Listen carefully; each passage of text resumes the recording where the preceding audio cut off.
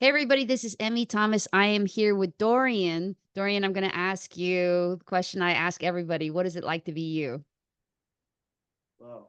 What is it like to be me? I'd say, it's kind of it's normal for the most part, but there are these times where like you're doing something that's technically antisocial, but you're not, or criminal especially, which I've had in the past, and you're not really, the people around you are telling you that you're crazy, or they might even say, you're a psychopath for thinking of doing that, and you're kind of you're not caring, but yet you're really hyper observant, hyper vigilant about everything, but you don't care, which is a very weird combination to have.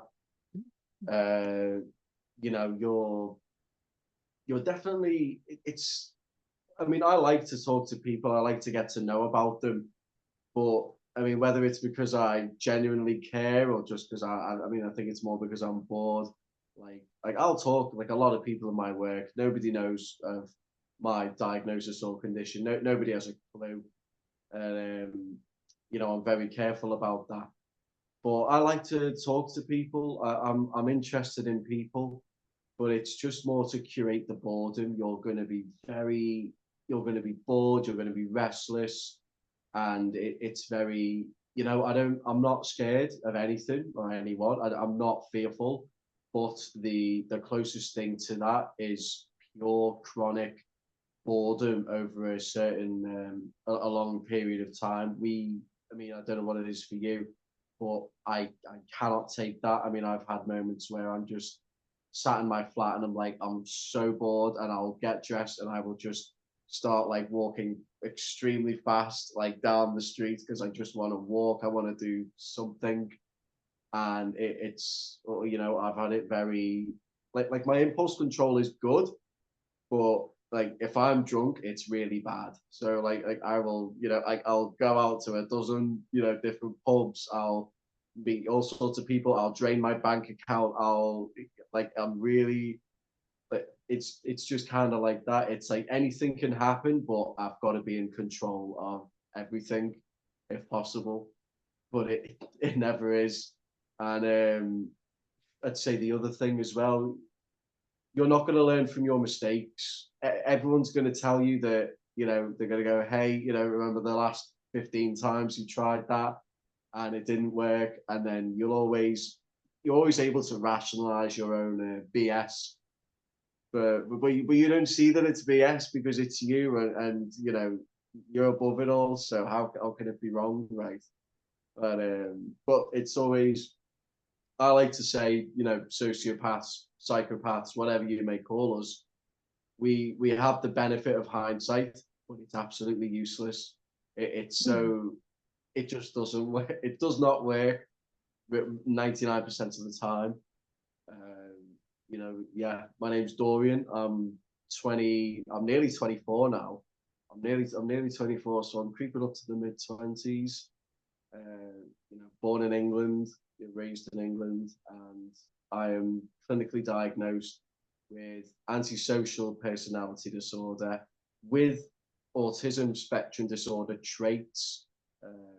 During my, I guess what you call a psychiatric evaluation, I was given a questionnaire which a lot of people might actually be more familiar with, called the AQ10. I don't know if you have it in America, but it's a 10 point questionnaire, and you rate various traits on a scale of like 1 to 10 or 1 to 5. I can't remember what it is, and it asks you things like, are you sensitive to lights and sounds, and are you in rigid routines, and basically like, do you have these traits of autism? It's very like straightforward. I only score a 1 out of 10 on that, so I'm not autistic. I'm all I always say, like, I'm not autistic, I'm autistic. Like if that makes sense, Yeah. which I think it lands. But yeah, antisocial PD. I mean, I've done a bunch of tests. We were just saying earlier, I've done the Levinson self-report psychopathy scale test. I scored 89 out of 104 on that. That's pretty high. I think that's just like at the end of the high on the spectrum, coming up before the extremely high end of it. The triarchic psychopathy measure screening, I score 131 out of 174, which doesn't sound high, but it really is. It's quite rare to be up there in the 130s. I hear it's they categorize it as a very high risk for psychopathy or antisocial PD. And I'm also in possession now, which has, I mean, I don't know other people's experiences with this. It'd be interesting to see actually in the comments if you're watching. But actually getting a hold of your diagnostic records, that's taken me forever. I've had to like do all sorts of forms, and then you wait, and then you call up the GP to get, you know, because they've got to get the correspondence from the hospital, because it's the hospital that wrote it, and it's all departments, very bureaucratic, almost authoritarian, almost. But I am now, I have it in black and white in printing from the National Health Service, which is like the free health service in the UK for those who aren't aware. And they, after assessing me, they did they did this behind my back actually, which at first I was like, I'm not happy about that, but because of the way they worded it, I was like, all right, that's cool, we're okay. But they did what they call a mental state examination. So I'm there, and I'm sitting in the chair, and I'm talking to this, like, this beautiful looking nurse, by the way, and like I'm loving it. And she's taking her notes on a notepad, and I think anyone who's at least like us in that situation can say, I'm always like, what are you writing in that pad? What are you writing there? Just show me. And the whole time she's doing, as well as recording what we're both saying, she's doing a mental state examination. So she's examining appearance and behavior, speech, mood, cognition, things like that. And there's a little mini risk assessments. She described me in my appearance and behavior as he was engaging, maintaining a good rapport. His eye contact was intense, severe, and fixated. No evidence of any anxiety or aggression. Let's see, speech was normal rate and rhythm, but it was ordered and spontaneous, which is like, yeah, we're very. I mean, for me again, I can't speak for you or others per se, but I'm very ordered in my speech. I know what I'm about to say. I know what I'm talking about, but I never sort of know where it's gonna go, what I'm gonna say, Hmm. if that makes sense. You get that?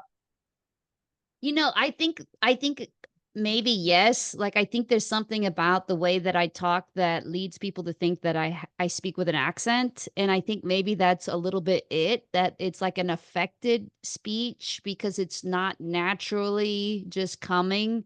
It's like thought out, but not necessarily like as she said, spontaneous. There's still spontaneity to it. It's not like I have pre-thought out a monologue to say. And Yes. I guess I'm kind of thinking, but it's almost as if I'm like not communicating, like not 100% of my speech is meant to be communicating to another person. I think some of it's narcissistically to hear my own voice.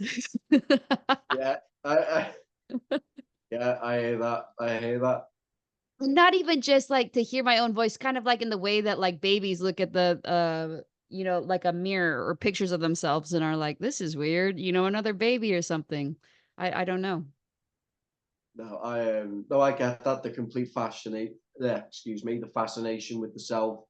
I mean, what I didn't mention as well, because first so before I was clinically diagnosed, I will finish this my examination in a second. I will share that. But before I was clinically diagnosed, I self-diagnosed. But I just wanted to be sure. Just I wanted to be 100% on it and think, what do the doctors think? I'm sure I know I'm this, but I want it in writing.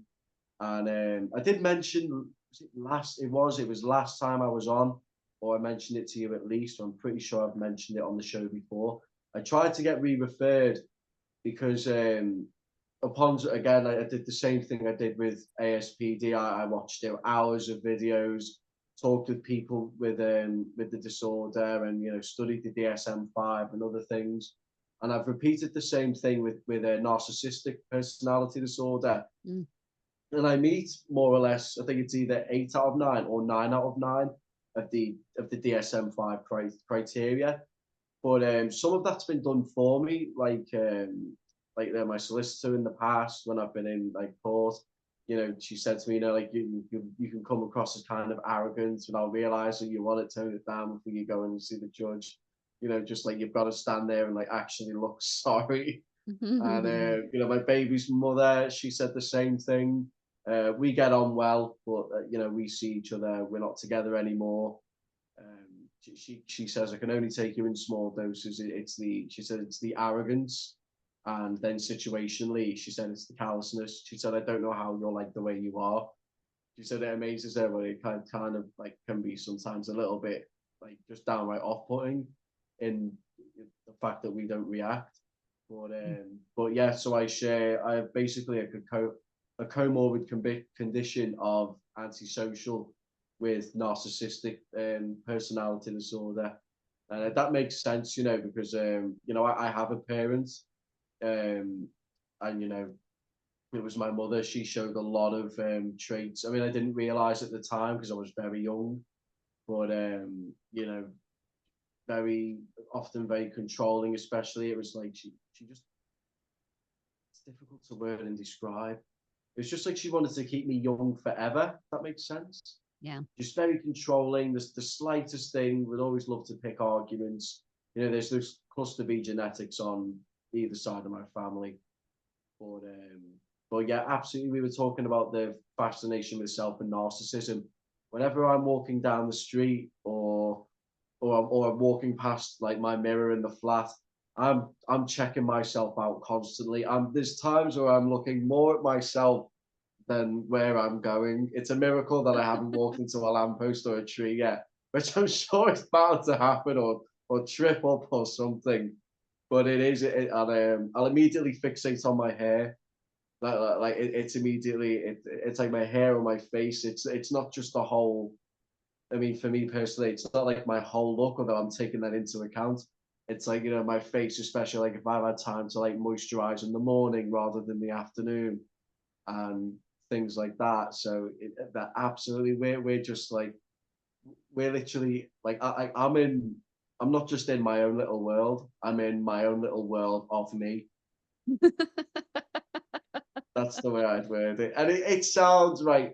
And I've said this before, but it's been pointed out to me like it sounds silly, and it does, but it's just the truth. And I mean, God's honest truth. That's just the way. And what do you do when you're kind of you're fixed like that? It's not your fault. But yeah, there's people in society, or I'd say even still, the vast majority of society they'll have no empathy for the people who didn't have a choice, who were like born Oh subclinical yeah. narcissist, subclinical psychopath.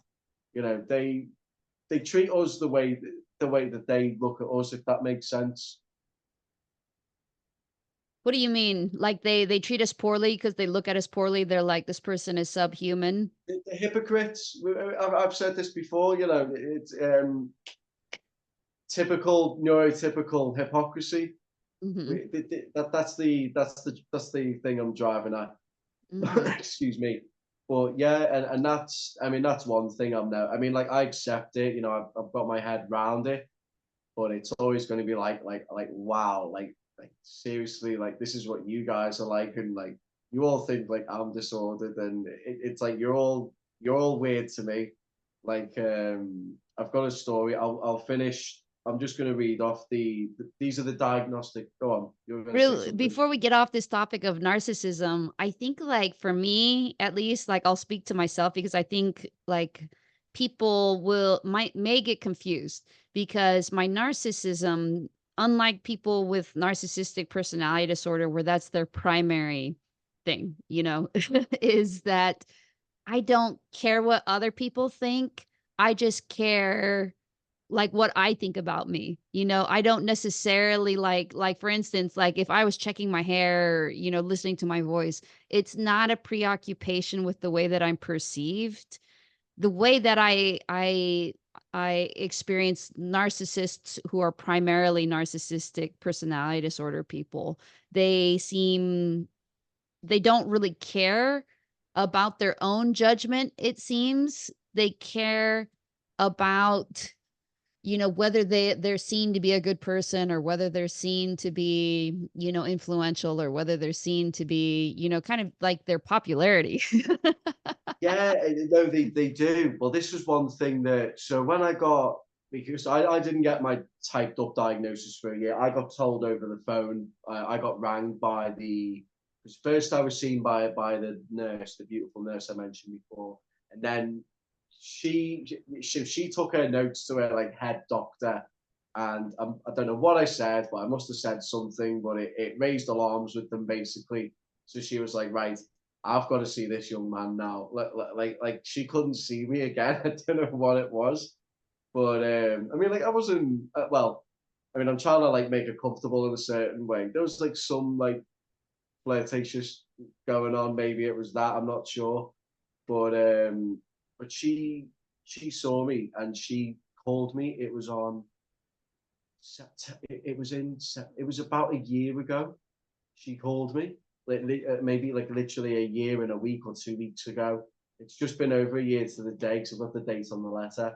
And she rang me and she said, look, we rang your, she said, we read your self-diagnostic paper because I did a self-diagnostic report like on myself and I gave them a copy. I still have a copy.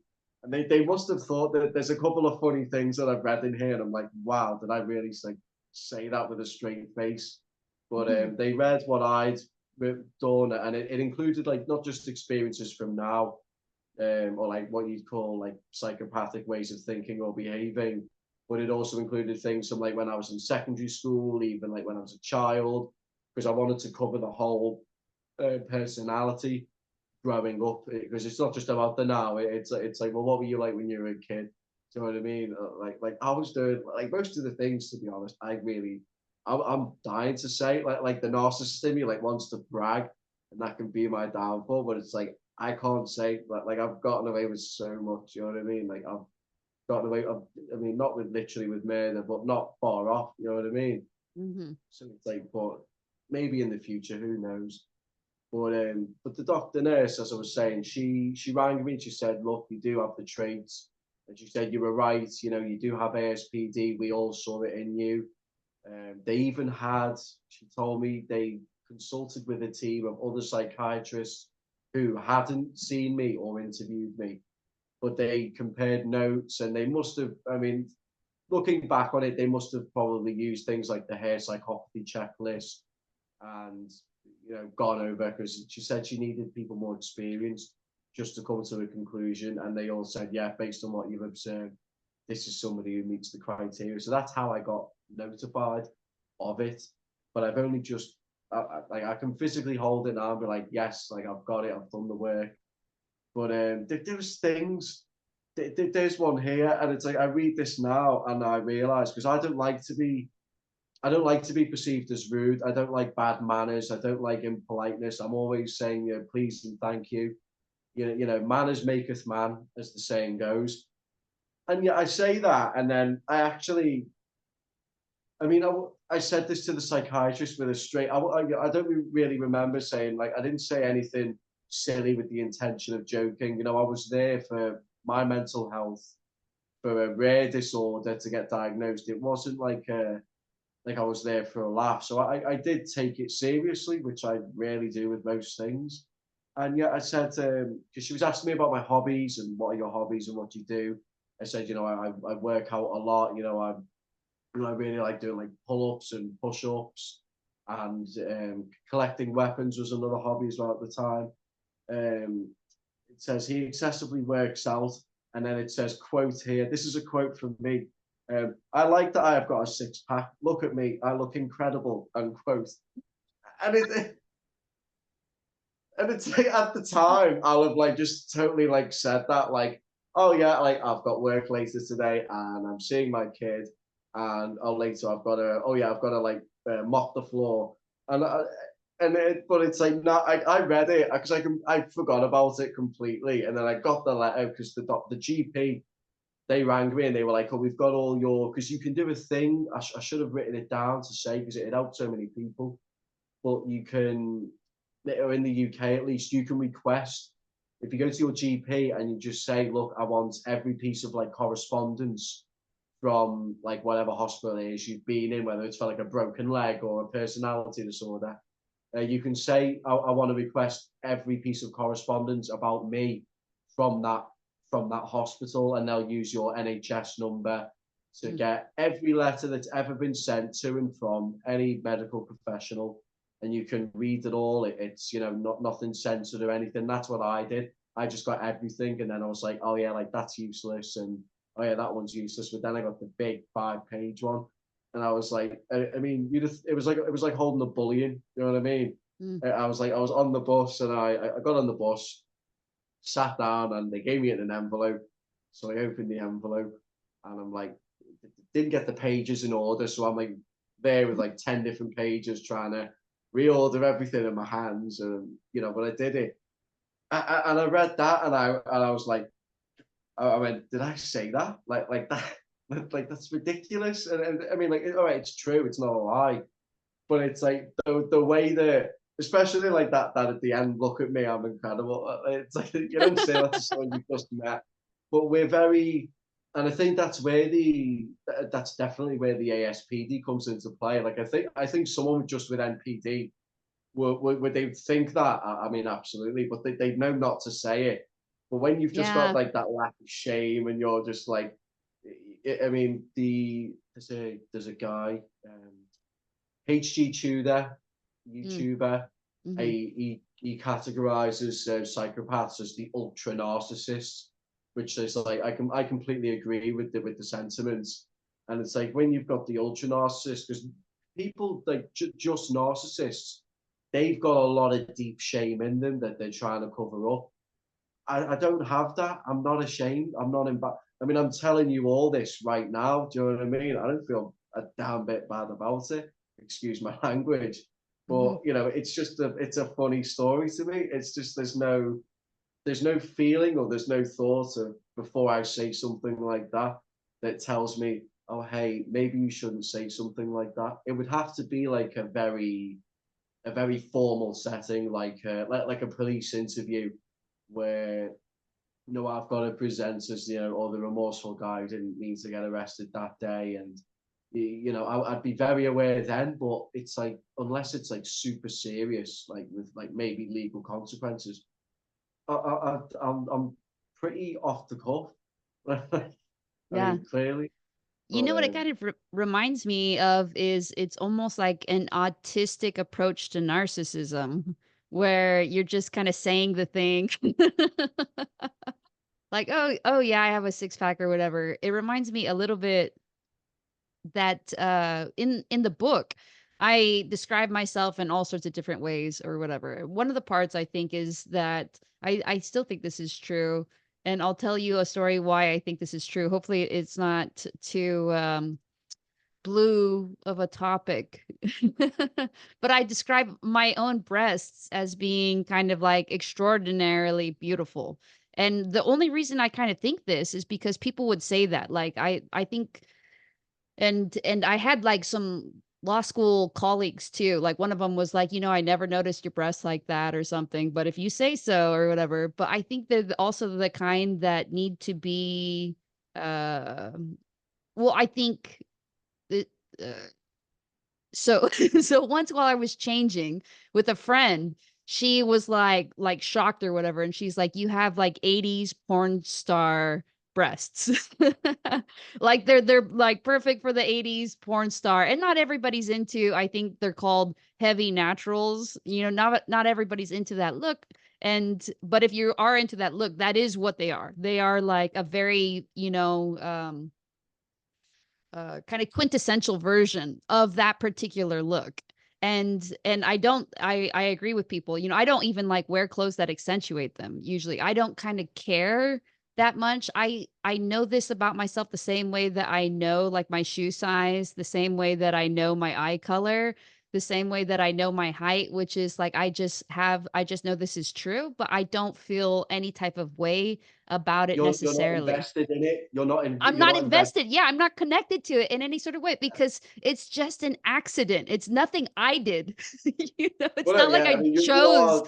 to have them, Yeah, it's just weird genetics, it's like, there are other things that are weird about my genetics too, like did, like so many of my family have appendicitis. There's probably something genetic going on there. And I have, what is it? Like a genetic, I have all the markers for celiac disease, and I have, you know, uh, like I never had to have braces. People are like, "Oh, you have such a great smile," or something, and I'm like, "That's also just genetic." It's all just genetics. I had like literally nothing to do with like being smart.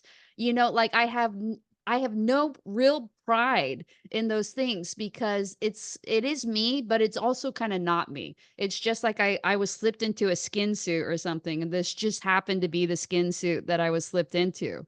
Including the yeah. brain, including like the all the other things, the good things and the bad things, the psychopathy, the narcissism, the whatever else. It's just like these are just facts about my existence. I don't feel shame or pride or anything regarding these things. They're just kind of like it's as if like they're true of my grandmother. That's how closely connected I feel to them. Like obviously I'm connected. I mean, my grandmothers are both dead or whatever. Obviously I'm a little bit connected to what my grandparents have done, but not really. And that's how it feels to me to have like these different things. So I'll say the thing, and I do believe that they're like extraordinarily beautiful. I even admire them sometimes. I'm like, they look good. They do look good or whatever. But it's not even my taste. I'm not even like someone who like admires breasts in general. I'm maybe even more like attracted to my ankles. I like that they're like delicate and whatever than I am to my own breasts or That's whatever. weird. But that's That because I'm not sexually see, attracted to myself.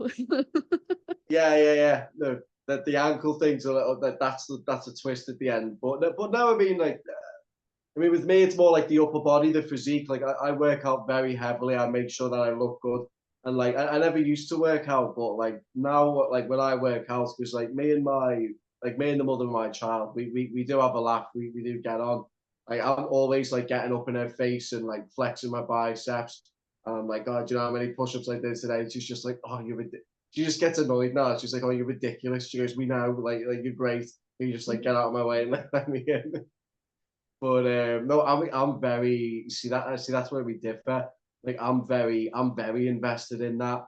Like I mean, I the the hours that I've probably spent in front of a mirror, like I mean, like sheer hours, because it's all very important to me. And my dad said to me, it was during my psychiatric eval, and I told him, I said, I think I might have this personality disorder, and in layman's terms, I might actually be like a sociopath, or whatever you want to call it. And he was like, he just looked at me for like a second, or like literally not even 2 seconds, and he was like, yeah, I've thought this about you for like years.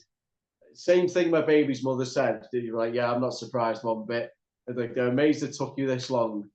But he said to me, I mean, it's somewhat of an unrealistic example, but he left me. It's always one of these films that's like they always put it on very late for some reason. I mean, somewhat probably because of the content, but the 2000 film American Psycho with Christian Bale.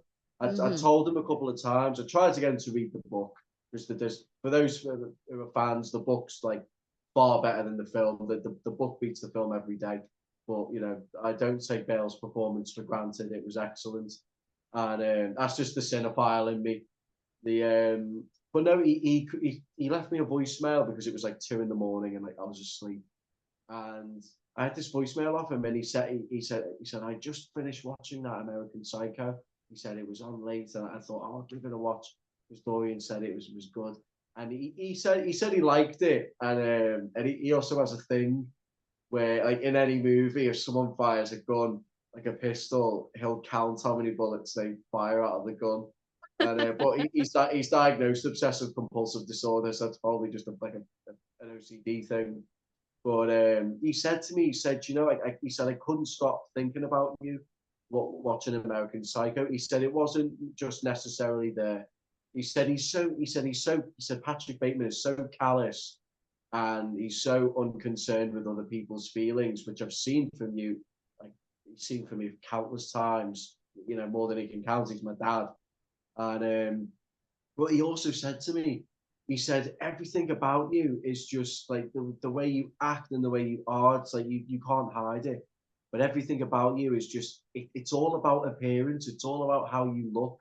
It's all about how you sound. And it's just, as my baby's mother says, yeah, it's the Dorian Steel show. She says, Mm. that's how you treat life. It's the Dorian Steel show. And, well, but with me, I mean, but I raise back to you, the viewer. How else am I supposed to treat life? Am I supposed to treat life like it's your show? Because no, I don't. This is my life, and I'm going to live it the way that I want to, and the way that I see fit. And yeah, am I supposed to treat life like the Emmy Thomas show? No, that's great. Oh, you know what I mean? Maybe that's just not. I mean, maybe that's not having empathy. I don't know, but it's that's just if that doesn't make sense to me to live any other way. I'm not, you know, I'm me, and I'm gonna, you know, I'll take pride in that. So that's where I fall. But I am extremely. I don't worry about what's on the inside. I mean, if there is any, but I'm not like concerned with things like that. I mean, I wouldn't even really know how to talk about it, to be honest. Which is, excuse me, I'm getting a call. The But now I wouldn't know how to. I wouldn't begin. I'd have to talk about personality really as such. I can talk. I mean, I always say I don't have a personality. I have a personality disorder. Uh, yeah, when you say that it's the Dorian Steel show, it reminds me that was the subject line of the first email my girlfriend ever sent me, like back in like 2013 or 2014. And she said the same thing that her girlfriend said, you know, you live your life like it's the Arya show. So it's interesting. Often when I meet psychopaths, I either think, oh, this person's like me, or I think they're like my girlfriend Arya. And you say so many things that remind me of her. Because she We've probably got also, yeah, she hits the gym and she cares and stuff. And she's like, "Do you want to go to the gym?" And I'm like, "I'm good. I'll just take a bath." Like, have this. fun Do at the you know what? gym. It's a it's a love hate relationship with. I don't go to the gym because there's people there, and I'm not interested in other people making noises and sweating around me again. It's the Dorian Steel show. So I've got a very big TV in my flat. I've got a soundbar, subwoofer. It's connected to the internet. I've got playlists, music. You know what I mean. I've got a pull-up bar in the door frame of the front room. I've got my free weights, my barbell.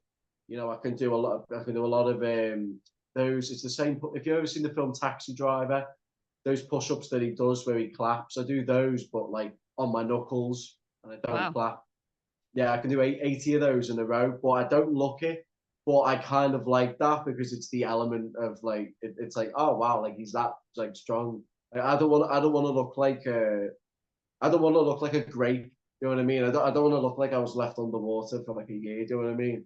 Yeah. But being fit and knowing that I have this muscle and this strength that you can't really tell. I mean, I'm a little bit broader. I remember one time it was a few months after I started. Like, I mean, at the time I started working out, I was working out 7 days a week because I was Wow. like, I want to be like strong, and like now it's 5 days a week because I've like made so much progress.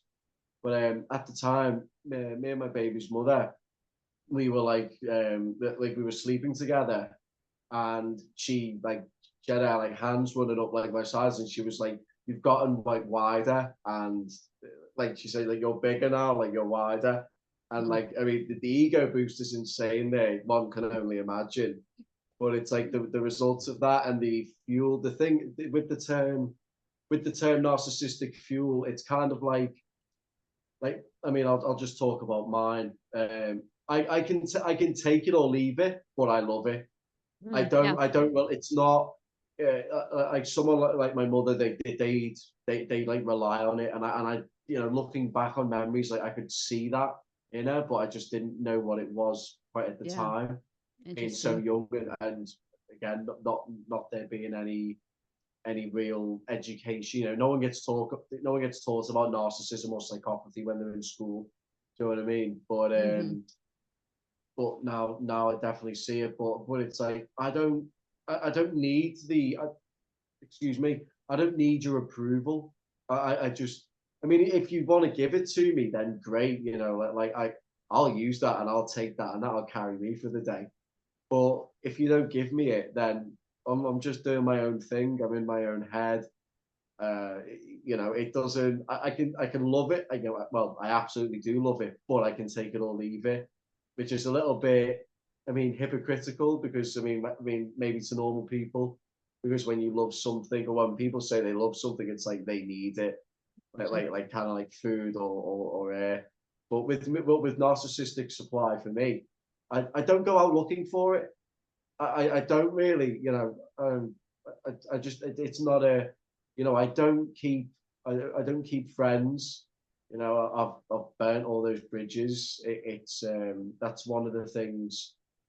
I'll, it's one of the reasons why actually I've decided. Well, I decided about a year ago that I wanted to start therapy, and then for the past nearly a year or so, I've been rejected by almost every therapist in my area and out of it. That's not an understatement. I've made a lot of phone calls, a lot of emails, and they've all amounted to just either, oh, I'll talk to my supervisor, or this, that, and the other, or I'm not qualified enough, and which it's like I don't think they're lying, but it's just, or they've just said, or they've just read my diagnosis because they've read the traits, which I mean, I'll read in a sec now in reference to this, but they've read my Before, diagnostic. yeah, before we get into your therapy and the diagnostic, I think it's interesting what you said about like not needing the kind of narcissistic supply. I kind of feel the same way. Like this is something that I think that we are similar about. Like for instance, if I am playing, I often like playing music. I often kind of take it to a 10. I'm like, let's just give them a Yeah, good show or go for whatever, it. Yeah, get yeah, it really yeah. Go. hyped. Yeah, like and I love too about I appreciate certain things about people that I admire in music, like their precision, the way they set up a good feel, the way that they're very thoughtful about the way that they place the notes, and I have kind of this aesthetic. So when I'm playing, I'm playing for the audience, but I'm really playing for me because that's my aesthetic is to set up But the in good yeah, feel. Yeah. yeah, but in turn of that, because you're playing for yourself and you're you, you Mhm. want the best out of yourself as possible, Yes. which ergo or by proxy by default, that benefits the audience more than if you were trying to play for them, I believe. So I think so too. that's the exact approach I'd take. It's like it's all about me, and you're all here for the show. Or there's the exit right there. You can walk out the door. I ain't gonna Yeah. look up from my cello. That's exactly the way that like if I that yeah, completely I agree. But But so it's also very gratifying though. I have like 2 more comments. It's also very go on. gratifying to have people listen to it and then hear what I'm doing, and then say it back to me, be like, "Wow, you set up such a good feel," or something. Because not just to know that I am being successful, like the feedback does help. I'm doing my best to kind of like self-regulate or have like, to like I know if it's bad or or good, usually my own self, like I don't need the external uh feedback for it. But there's something too about like this sense of belonging. Like if somebody comes up to me and says, it's almost like they're saying we're the same, about this particular thing. They're like, wow, really enjoyed your playing. Like, you do so well setting up a field. And I know like we shared a moment. You know, like, even if we didn't have a conversation during this, like, there was something about me that resonated with you, and now you telling me this is, like, helping me feel like I'm resonating with you too, you know, because you're speaking the same language that I am. We have the same shared values, even if they're not kind of the shared values that most people think about, like, you know, like family values or whatever other type of values. We have like these aesthetic values in which we care about a certain type of craftsmanship and a certain type of thoughtfulness. So that's one thing that I like, you know, when you said you could like take it or leave it, but you love it. I think that's one of the reasons why I love it is because I rarely experience connection with people, especially strangers. You know, I'm not, like, experiencing empathy, you know, I'm usually not vibing with them, I'm usually not kind of like, "Oh, strangers," you know, love to be around strangers, you know, feel so connected to them. That's not typically me, but it's so nice then to have an experience where somebody kinda sees me for what I am, and often they see me for what I am because they themselves are that. They have that same kind of value with them. And so I wonder if that's one of the reasons why you say that you love it, but you don't need it. Yeah, yeah, I mean, it literally is a case of just like I can take it or leave it. I mean, sharing a connection with others, maybe it's more cognitive, a connection of understanding, um, emotionally. No, that was one thing the mother of my child noticed when we were together. She used to say, Dorian, she said, you have the emotional, she said, you have a swinging brick where your heart is supposed to be.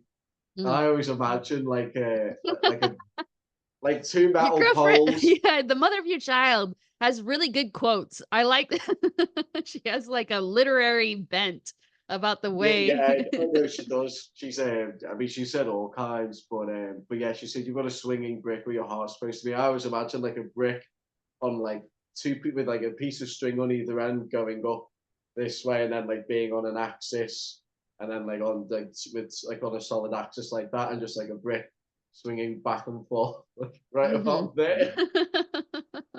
But it doesn't. But the thing is that it didn't bother me. Like I didn't really care, to be honest. I thought she was kind of stupid when she said it. I was like, Mm, yeah, that's just stupid. Like, who cares? Like, mm, that's exactly what the psychopath says. We don't. It's like, yeah, I just think to that, to be mm. honest. Yeah. But yeah, So, I after, like, 3 years of therapy, I'm gonna try to remember this. I'm gonna ask you the same question about does it you know, do you feel a sense of connection? Do you think that sense of connection is one of the reasons why you love it? We'll see if your answer has changed. We'll just see. We'll just see. yeah, So another thing that I have, and this is my narcissism probably, uh, you know, there's something too about just, beauty, like the beauty, for instance, of this phrase, you know, "You have a swinging brick where your heart is." You know, I like that, and I also like when I can be that for people, even if it isn't something that I've chosen, you know? So I think, well, what is it? Like, something what your mama gave you. Have you heard this phrase? Like, "Shake what your mama gave you," or whatever, which is like an yeah, yeah. Shake, well, yeah, acknowledgement. I've heard of that. Yeah, Yeah, it's an inherent acknowledgement that your mama gave you this, not you.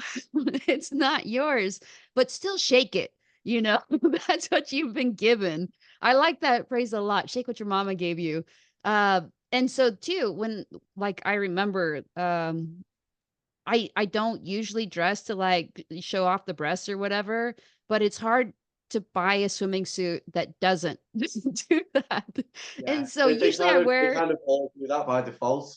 yes, usually I wear like a long sleeve, sun shirt, you know, so I don't have to put on sunscreen or whatever. But here and there, you know, like I remember one time I'm at like, it was actually for my 30th birthday party. I was in Las Vegas with some friends. I was just wearing like a normal swimming suit. I came out of the bathroom or whatever, and some dude was like, "Holy shit."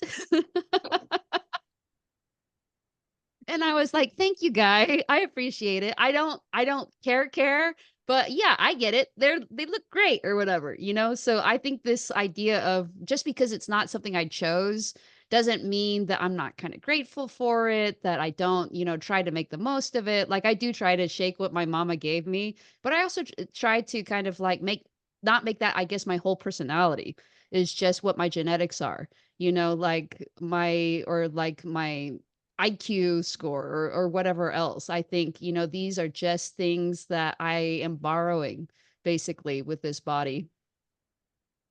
Or borrowing, that's, I mean, I'd say, I wouldn't say I'm borrowing them. I'd say like these are mine. That they're from like my darker hair. I mean, like I have like my mother's type of hair where like it's very. I would say like my hair, as a joke, I say my hair has antisocial personality disorder.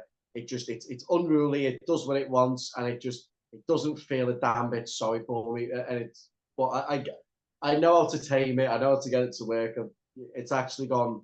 That's the main thing. Well, it's one of the key concerns that before doing one of these, I'm like, is my hair going to do what it wants? I can't cancel like a month planned Zoom call because my hair is not going the way it wants.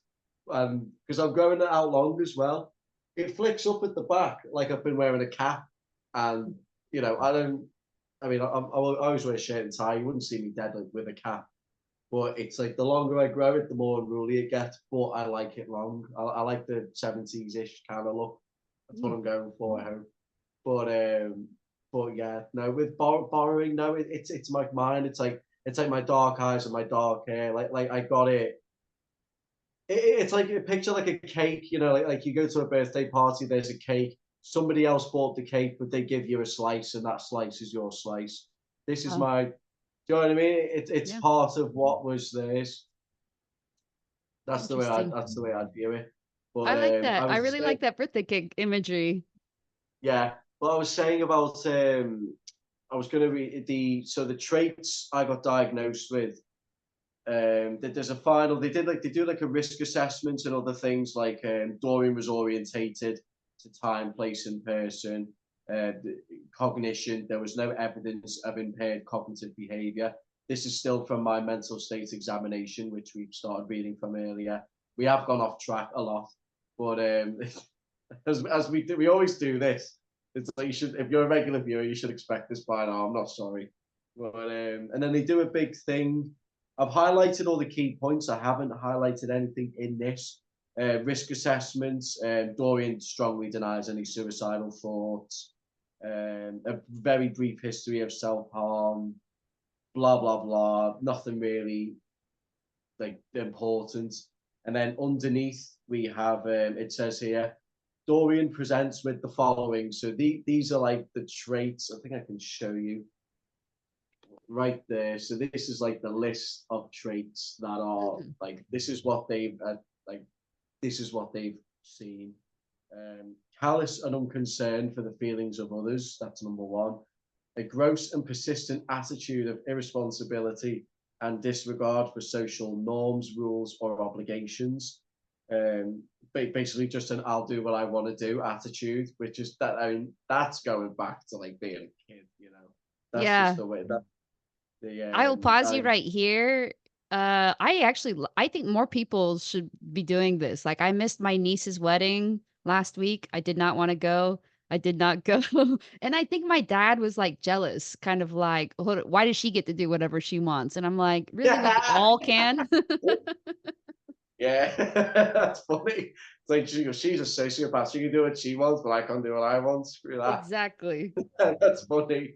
I like that. I like that. But the third one was an incapacity to maintain enduring relationships, though with no difficulty in establishing them.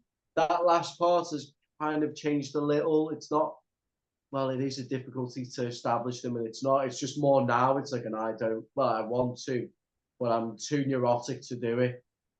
And yeah, I've only ever had one long-term relationship. I've had a lot of relationships, very brief, short term. Often, she got boring in the end. Whatever, you know, just stop calling, that kind of thing. Yeah, I've had one. Me and the mother of my child, we were together. for 3 years, maybe. I don't know. She remembers all this stuff more than me, to be honest. But even like in between then, there was breaks where like she's kicked me out because like like there's been an argument, and I've been kicked out to my mother's, and then I haven't lived with like my family for so many weeks. So like there's been like it hasn't just been like living happy as Larry for 3 years straight, believe you me, like which is again to be expected, I suppose. But a very low tolerance to frustration and a low threshold for the discharge of aggression, including violence. And lastly, the final trait that they identified was an incomplete incapacity to experience guilt or remorse. And that's true. I mean, like I've never had it where I'm about to maybe even say something that's going to upset someone. I mean, maybe if that person, if I'm particularly, if I'm trying to work that person out, I'm trying to work, if there's a goal to that person, I might be more wary of it because I don't want to upset them because maybe you have something I want, or it's good to get to know you because you have good social standing, etc. But generally speaking, if I'm going to say or do something, I don't have that I don't have that feeling or that, or even in like my brain most of the time where I'm thinking, this is going to upset that person. You shouldn't do that.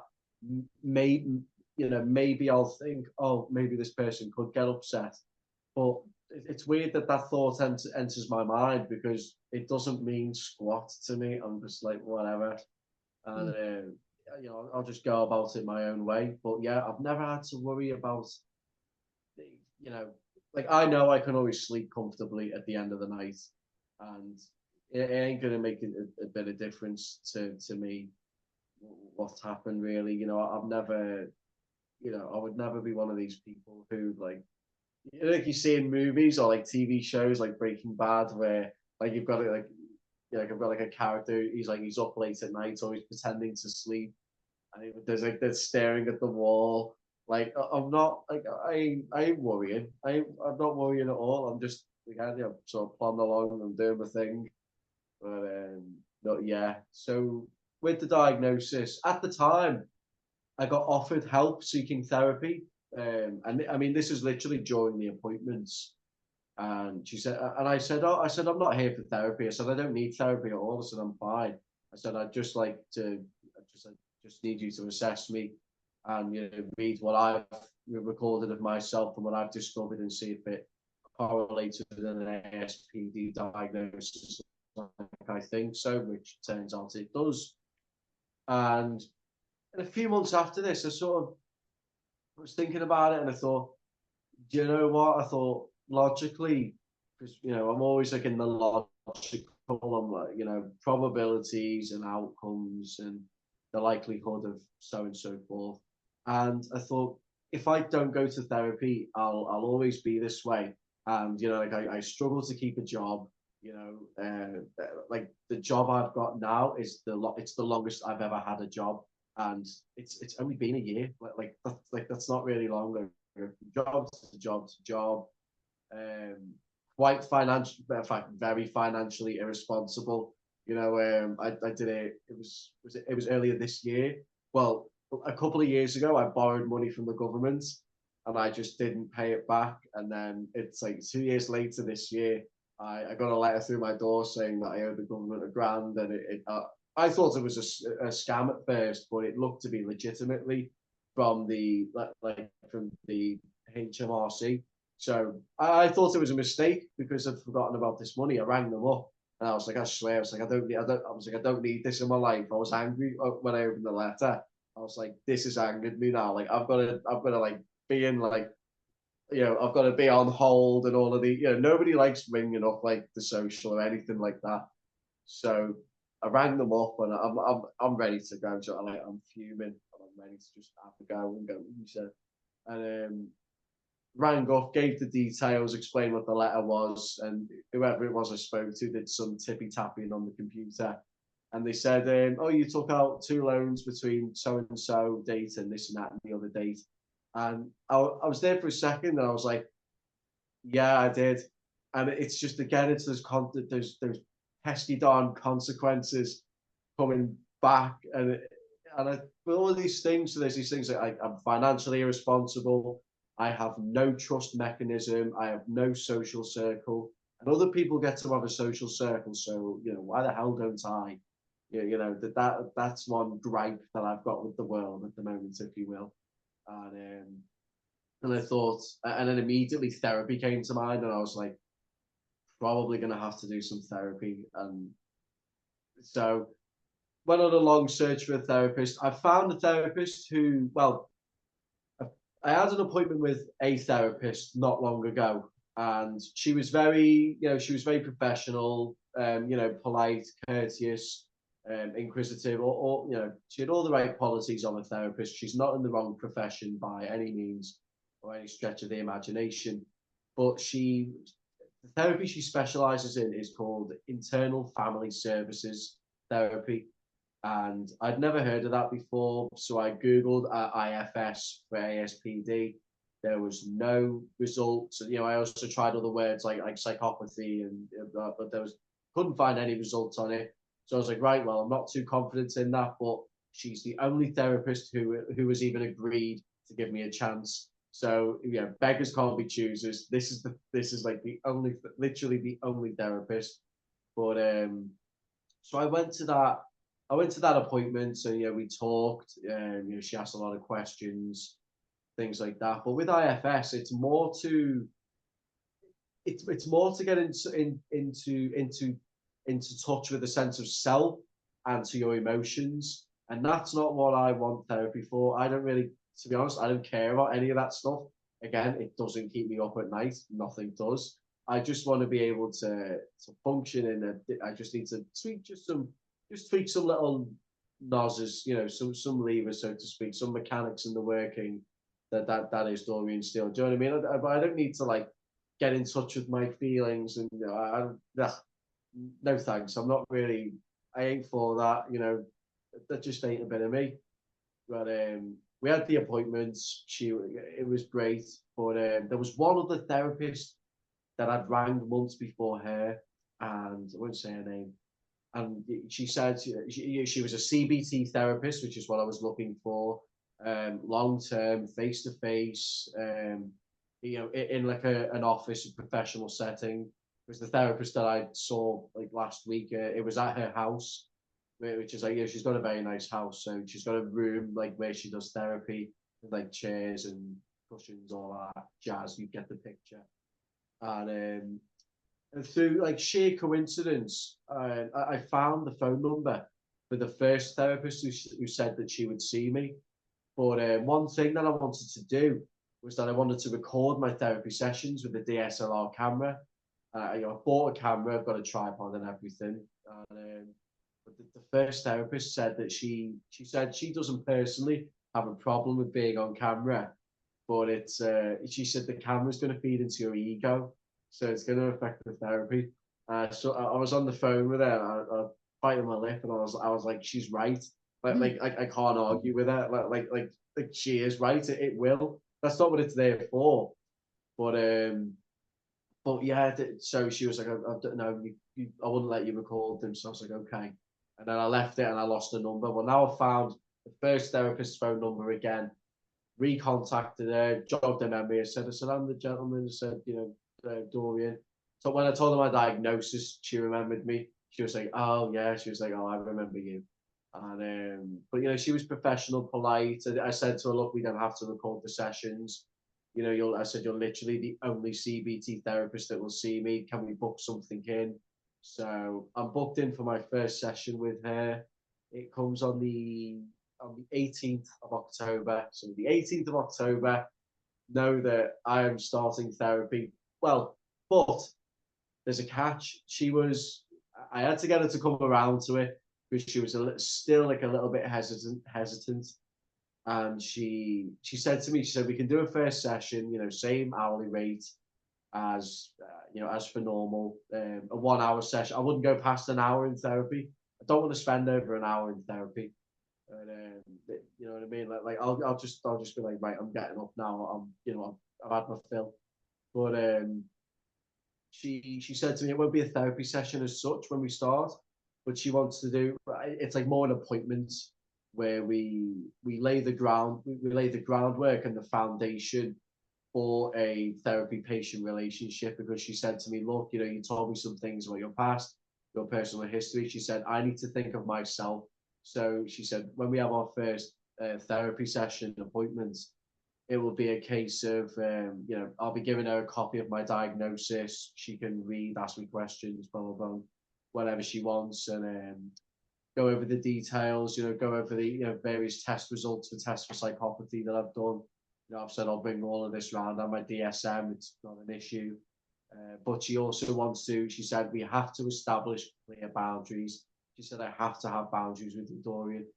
And I said to her, I mean, again, it's annoying, but she's right, because, and I did tell her, you know, my baby's mother mentioned to me in the past, she's like, you don't really care about other people's boundaries.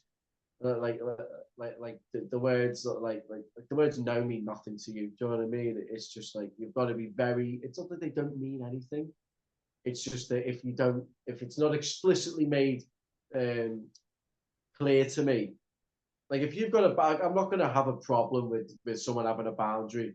I don't take that as a slight against me, but it's just that if you don't make it clear to me, I'm going to walk over that boundary, because I'm so. It's like how you talk in the interviews for psychopathy is about guilt. Like, you know, we're blind to it. We don't see it. I don't see the boundary. It's just all. It's non-existent. I'm just walking right over it like a blind man waving his cane. It's just it's there, but I don't see it. If you point it out, then I can go, okay. So I said, you know, I said, look, I said, I'm not there to break any boundaries. You know, I want therapy. I'm not just trying to mess with you. You know, we want to go over goals as well for therapy, like the ones I just mentioned. You know, because I see people that are, like even having friends, because the thing is when you have, I mean, I've had friends in the past, but it's just gotten to the point where it's kind of like, it's like, what's the point? It always breaks down. So like, I've been worn down by my many attempts at attempting friendship, because I want long-lasting friends. I don't want to be friends with someone for a month or even a year. You know what I mean? But no, I like trust. Trust and reliability are very admirable traits, and I think those should last a lifetime. But the problem is that I've got more personally to me is that being someone's friend alone, you're trusting that person to be into your life, like for anything at all. So if you have no trust mechanism, how do you physically or well, yeah, you physically cannot even make a friend. Well, you can make a friend, but it's not going to last very long. Or people will. I mean, I've found like when I've done community service before, I'm always like I get along with like I never have problems on community service. Like I'll get along with. I mean, naturally there's like criminal elements. You know what I mean? Like I always say, you can take the kid out of the street, but you can't take the street out of the kid. So you know what I mean? Like I mix well with criminal types. You know what I mean? But like also like the supervisors for community service, like they love me as well. I'll often like I would I'm on a I'm on a community sentence now. I'm on probation for 2 counts of possession of an illegal weapon. Basically, what's happened is, very long story short, I'll be able to talk a lot more of it in the future due to legalities and being on probation, blah blah. But an illegal weapon came to the UK Border Force with my address on it. And so a warrant was executed on my flat whilst I was in work, which I'm very thankful for, because if I had been here, judging from what the lady who lives below me told me, it would have been one hell of a scene. And we don't have time to go into all of that. But basically, a warrant was executed on my flat. My flat got tipped upside down whilst I was in work. I was arrested after work, but I made sure so basically when they've been in the flat, they found a switchblade. It had like a push button where the blade came up out the handle, which is just flat out illegal in this country. But it also had a knuckle duster on the handle, so you could like you could hit someone with it. And I was just getting these weapons for fun, like to collect. They're not bought with like a malicious intent towards anyone. And I also had a spring-loaded, button activated, like a police stick, like the 3-pole baton. And that was a nice bit of kit. Carbon fiber steel. You could easily beat a man to death over the head with that. Especially if you're strong like I am, you wouldn't not have a problem with it. That was a fine bit of kit, and they sucked it so hard that they took it. But what are you gonna do? You're breaking the law. You're gonna get caught, aren't you? So I got a phone call as I was finishing work about an hour before, and I'm in work in the smoking area, sat with everyone, and I'm getting a phone call from the police. I'm like, what's this about? Because I'd ordered the weapon that they found. I'd ordered it like 2 months beforehand and just forgot about it. Do you know what I mean? And it was actually a suspected firearm. But so it's like I've never known anybody who buys a gun illegally online and then forgets about it. But that's how much I care or don't care, however you want to word it. But so I got nicked, and I made sure, because where I work, there's like people will gossip. There's a lot of gossip talk, and I'm not interested in any of that. I'm not even interested in spreading gossip. Do you know what I mean? I just like get along with everyone, and I do my job, and it's straight as a nut, and it's simple as that. So I said to the copper said to me, look, we've got a warrant for your arrest. We've got a warrant for your flat. We've executed it. So I'm like, great, I've got no front door, and I'm due a nicking, and my flat's been turned upside down, and the coppers have probably been underneath my bed, and they've probably found the weapons, which they did.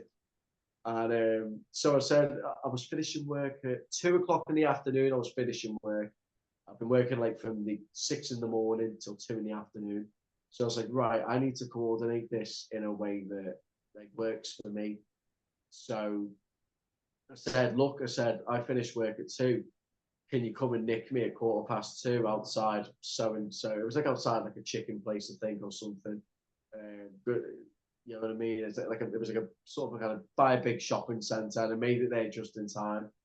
And they said to me, we'll send a car around, but they brought this like in one of the yellow police riot vans, because because I'm registered as a violent male, because I've been done before. Do you know what I mean? So like if you call the police and you go, I'll Dorian Steele's just like, I would never do this, where you say Dorian Steele's just like snatched an old lady's purse.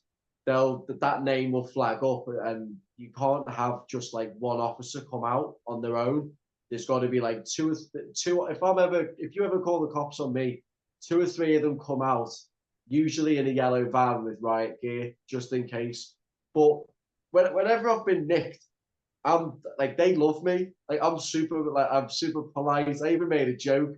When it was 3 guys, it was 3 male officers that got out of this. We call them Matrix vans around here, and so they get out the Matrix van. The Matrix van pulls up, and 3 coppers get out, and it's like it's broad daylight, so like everyone's looking at this guy in like a black suit and tie getting nicked at 2 in the afternoon. You know what I mean? It's a bit of a scene kind of a thing, but it's all calm, and everyone's chill. And these 3 male coppers get out, and I went. So they said to me, "Oh, Mr. Steele, we've received intel about a package containing a suspected firearm and ammunition." Blah blah blah. And I said, "All right, okay." And I said, "It's a shame, though." And they said, "What's a shame?" I said, "I was hoping a couple of good-looking birds in uniform would come and put me in handcuffs." And they weren't like they loved it. They were like laughing their heads off and everything. They were like, "Oh, like." Because normally, like, especially around here, there's a lot of drugs, a lot of alcoholism. So they've got to deal with, like, drunkards taking swings at them. But then, like, I'm just making a joke, trying to lighten the mood, because I know when I go into custody, Nick, it will benefit me. Do you know what I mean? And like, I don't hold anything against, they're just doing their job at the end of the day. They're the good guys. I'm the bad guy. It is what it is. And, I've been nicked before. And so they took me round to the local jail, and they painted it like when I was last there before this one.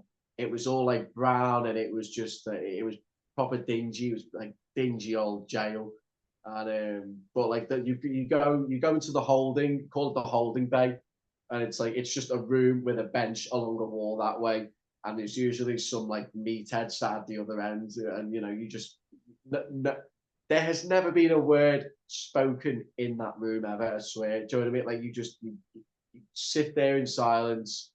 Screw like come to like the other door at the end and be like, right, we've got a room, a cell's free, and then so you go in, go through all the booking process, and they take like my cufflinks and my tie and my belt, and so and my trousers. Right, I asked to keep. It was stupid, but I had to ask. I asked for them to keep my belt because the trousers that I was wearing were like 2 inches too big at the waist. So I had to walk to the cell with like just holding my trousers, just looking like an idiot. You know what I mean? But and they said, "Is there anything?" I gave all my stuff, and they were like, "Is there anything that you've got to say?" And because the first time I have got nicked, I never got. I was in jail. I was there for 24 hours, and all I had was cups of water, and it ain't fun. It really isn't fun. My hack is to sleep through it. So it's like I know I've got my routine in my head. Do you know what I mean? And so I said, right. I want my sausage beans. I think they give you've got two options around here. And it's like sausage, beans, and mushrooms, and I don't like mushrooms, so I think I threw them in the loo. But they got beans, sausage, mushrooms, and that might maybe like an egg, but it's like it literally looks like it's got all the grease on the top and the fat, and you've got to like it's not. But apart from that, it's all right. So I'm just like, I had my grub. I said I also want my Bible as well, and I was reading chapters from the book of John. So I'd read like a chapter of John, 50 push-ups, chapter of John, 50 push-ups, and I got to 500 push-ups, and I was like, right, I'll go for a nap now. So, and that's the trick when you're in custody. Just sleep through it. It doesn't matter. You're not going to get, reprimanded if they have to wake you up for your interview or whatever. Psychiatrist came to my cell to examine me. That was kind of fun because my trousers were too big. I took off my shirt and my trousers, so I was just in like my socks and boxers. And it was a woman, and she opened the slat of the door, and she was like, "All right, Dorian," and I said, "Yeah, you okay?" And I went because I know you're not supposed to go up to the door, but obviously for their safety. And I go up to the right up to the door. I just want to see if she's gonna like tell me to step back, or like how stern is she gonna be. I want to know who I'm dealing with, and that's a good way of knowing. So I go right up to the slat, and she goes, "Would you mind just stepping back just a bit, please, just for my safety?" So I was like, "Okay." So step back, but like as we're talking, again, it's just like I'm a sociopath. I'm bored. I'm in this tiny little room, and you're coming to my door asking me questions. Like I'm playing again. Like I just want to mess with you just for like 5 minutes, if that just makes me laugh or whatever. So as she's like talking to me, and like I'm kept away from the door, I'm just like slowly like creeping closer, and she like I saw it in her eyes that she sort of realized I was like right up close, but it was like too late almost. But then she also realized like he's not doing me any harm, but he's like right up, like looking me dead in the eye. And she even said to me, she was like, "You make a lot of eye contact, don't you?" And I just nodded like, "Yeah." And then she went away, and so I went back to sleep. And then I got woken up by the DCs. I got woken up by a screw because the DCs don't come to your cell until afterwards. So a copper comes and knocks on the door, and he's like, "Right, Mr. Steele, this way." Walk me down to the interview room. We're sitting, and they go, "Right, wait there." And then two DCs come in. And I remember the thing is with me, again, this is probably more than narcissism playing up, but I always look at people's clothes and shoes, and do they look like they moisturize and things like that. Like I'm always like comparing myself. And I was weirdly enough, I was wearing this exact shirt, and I was wearing this exact suit, except I was wearing my black wide tie. I wasn't wearing this tie, but I was wearing this exact suit. I kid you not, coincidence much. I wasn't even planning on telling this story. But I remember I looked at my shirt, and I looked at it was one of the DC shirts. I looked at his shirt, and I went, my shirt's way nicer than your shirt. There's no way you are sending me to prison. And it's like that's such a weird motivation to have for, or like such a weird thing to spur you on to not go to jail rather than not commit the crime itself in the first place, which my baby's mother said should have been the incentive or the incentive. But like it's obviously it's not going to be, and it still isn't. You know, I haven't really. I wouldn't say I've learned a lesson per se, but we'll get to that. So I had my interviews with the DCs, my interview, and I'm not gonna. Uh, it went the way that I wanted it to go. That's how I'll word it. Believe it went the way that I wanted to go. I admitted to the charges, but that doesn't mean that I can't word things a certain way, which we're all entitled to do legally. And I'll let your imagination run wild with that. But so like I'm like every time I've had it where I've been interviewed by the DCs, like it's one of the best feelings in the world when they open the door and they're like, right, okay, go back to yourself, and you just know you've got that upper hand because yeah, I mean, like I'm literally like I'm like walking like that down the landing. You know what I mean? Like that, because I always go in they've always put me in the wing that's like opposite the reception directly. So I'm like I've got the reception to my right, and it's like in a sci-fi film. It's like a big round desk like that, and all computers and everything's computers now. Even the way they do your fingerprints is on a computer. They don't use ink pad anymore, and it's a really expensive machine, and it's terrible, but it's one of them. So I had my interview. I was like, yeah, great, and all of that. I knew I was good. I mean, I knew I was probably looking at going to prison because attempted possession of I was looking at two charges: possession of an illegal weapon, which right a year at most in prison, but attempting to possess a firearm and there was also 2 rounds of ammunition in the package. That's some heavy birds. Do you know what I mean? That is some heavy bird that you're doing. I was looking at, I was look, excuse me, I contacted various like lawyers, solicitors. Why? Oh yeah, I thought about messaging you, but but you're in America, so the law's different. I was about to say why didn't I think to talk to you, but then I thought of it, and yeah. So I realised I was probably looking at 6 to 8 years. You know, previous convictions as well, known to police, and all of that in the past. So I'm like, yeah, things probably aren't looking good.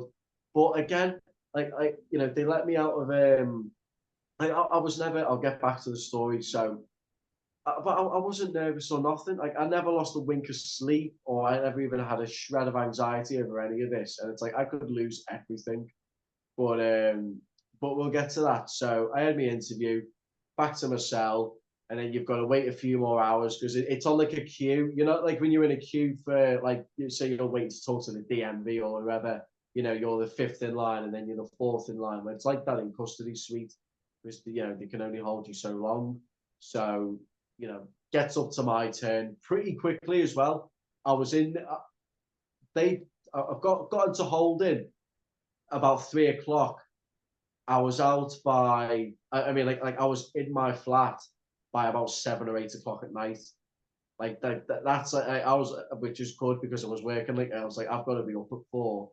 And one of the things, like I even so I got walked back to my cell, and because the weapon was ordered online through the internet, they seized my phone, you know, to like go through like my order history and all of that. Which is like, I mean, I'm not. I mean, it was more annoying that I didn't have a phone. I'm not worried that they've got my phone, and that you know they asked you for the pin, gave them the pin, gave them the genuine pin as well, and I was like, I need to figure out a way to get my phone back because I'm skint.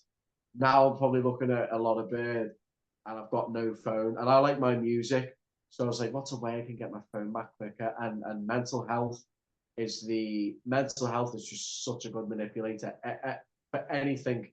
I mean, it's a square peg that fits in all holes.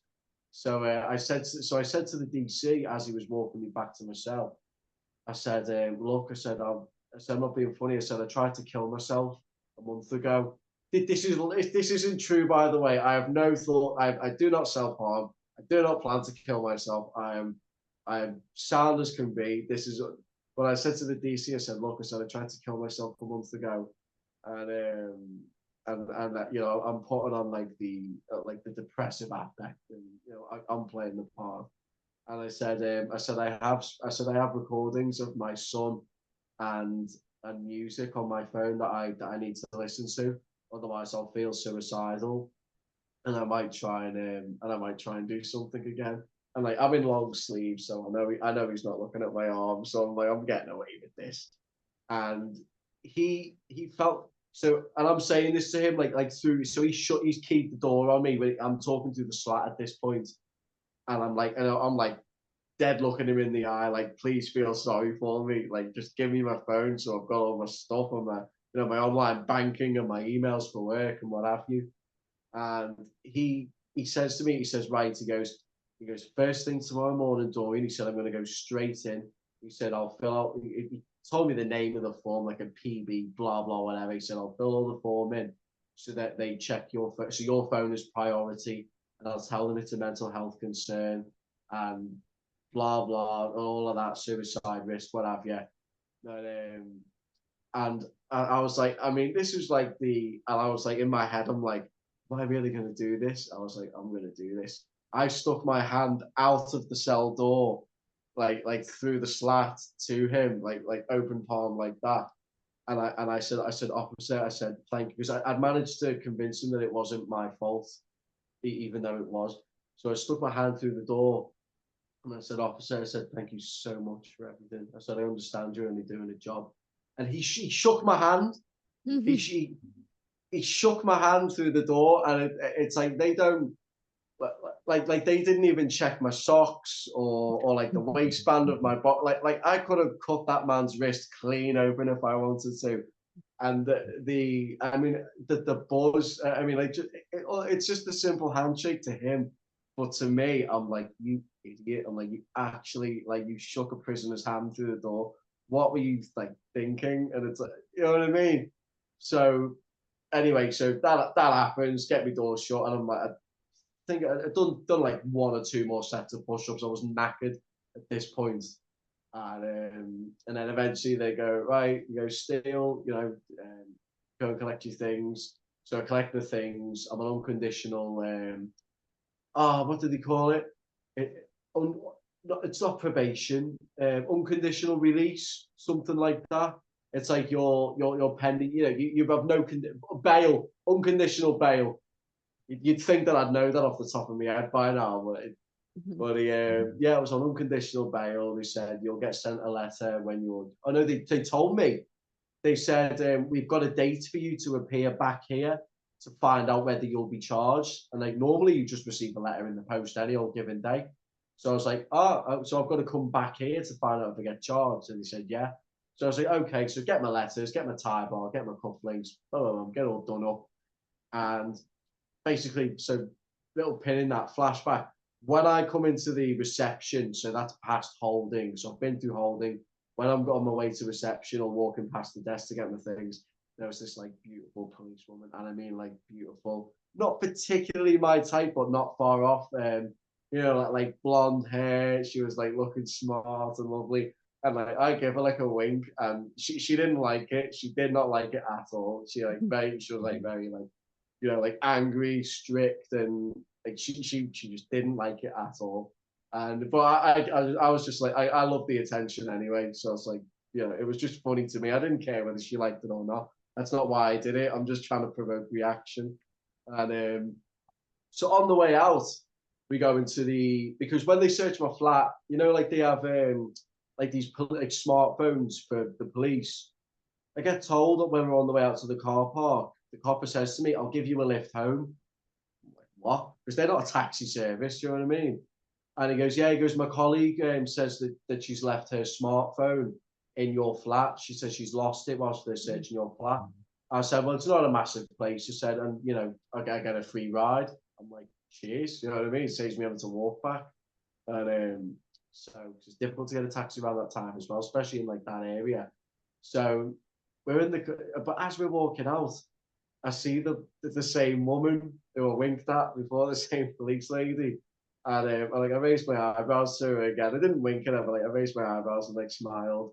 And again, she didn't say anything again, but again, like she was like clearly it had gone under her skin.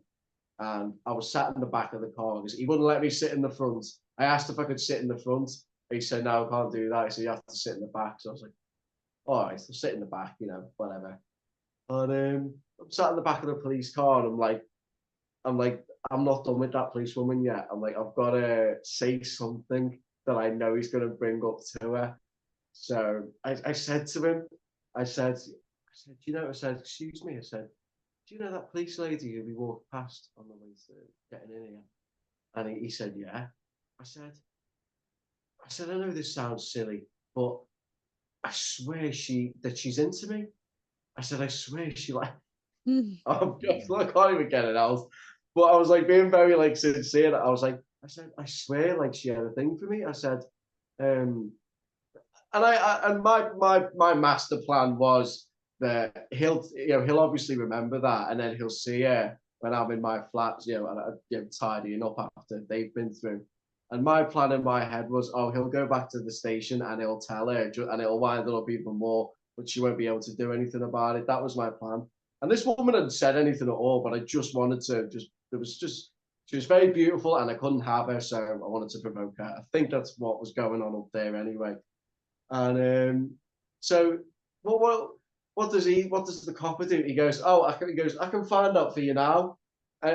They wear like a walkie-talkie on their vest, and he's going, oh, he goes, what's her number? And he tried their badge. I think it's their badge number or whatever it is, and tries a number and he gets it wrong, and then he tried it again, got it wrong, and I'm like, please get it wrong. I was like,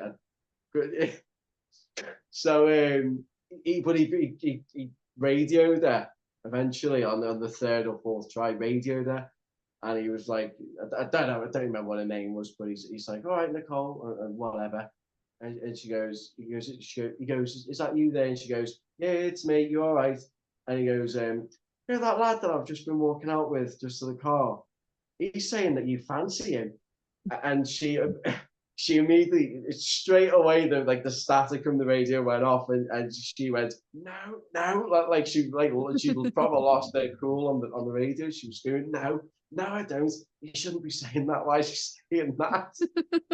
And I burst out. I lost it at that point. So I just burst out laughing and threw my arms back. It was the heart.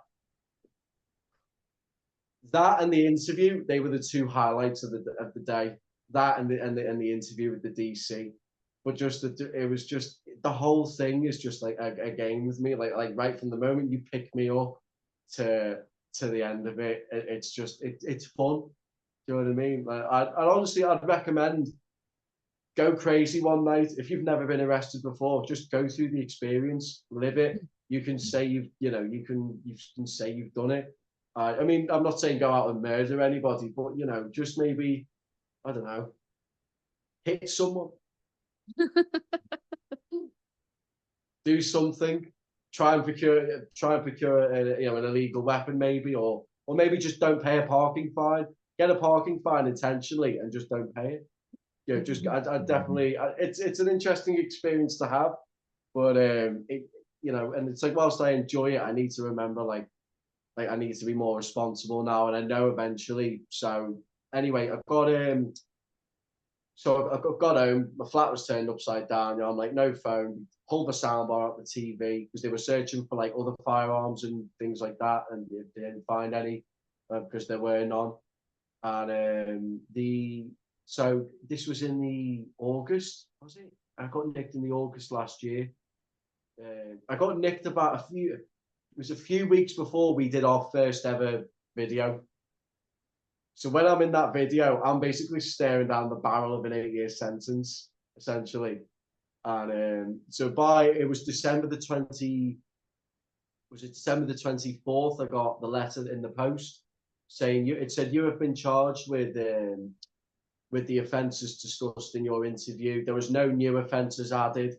So I was under the impression that I was like, right, I've been charged with attempting to possess the gun and the ammunition and the two already possessed illegal melee weapons. So I'm like, right, I need to think about, money. What am I going to do about my possessions? So like my whole flat for months was just labeled. There was labels everywhere. And like I had a dirty clothes bag ready, and I'd sorted out something with my baby's mother. And it's like, oh, money's going to the bank on this day, blah, blah, blah. And I got to, so I don't know how it works in over your side of the pond, but over here we have 2 court hearings for a case. So you go up first to enter your plea. It doesn't matter, by the way. I should stress whether it's again like you fail to pay a parking fine or you murder 100 children. Like no matter how like what the crime is, whether it's category A like murder, rape, like child abuse, whatever, or whether it's a category C, which is like not paying a fine for like littering or whatever, like the minimal risk to society. You always go to a magistrate's court first to enter a plea, and then from there it gets decided. Is it category A or is it serious enough to go to Crown Court? And then if it's like a serious murder, you'll go to Crown Court after that. But you always have to go through the magistrates. So I go to magistrates, and I didn't. I was like, I'm not going to hire a solicitor because I don't need one. Like I know the law, I know how I'm going to present myself. I know I can represent myself, and I know that I can win this case just fine on my own. And that's exactly what I plan to do.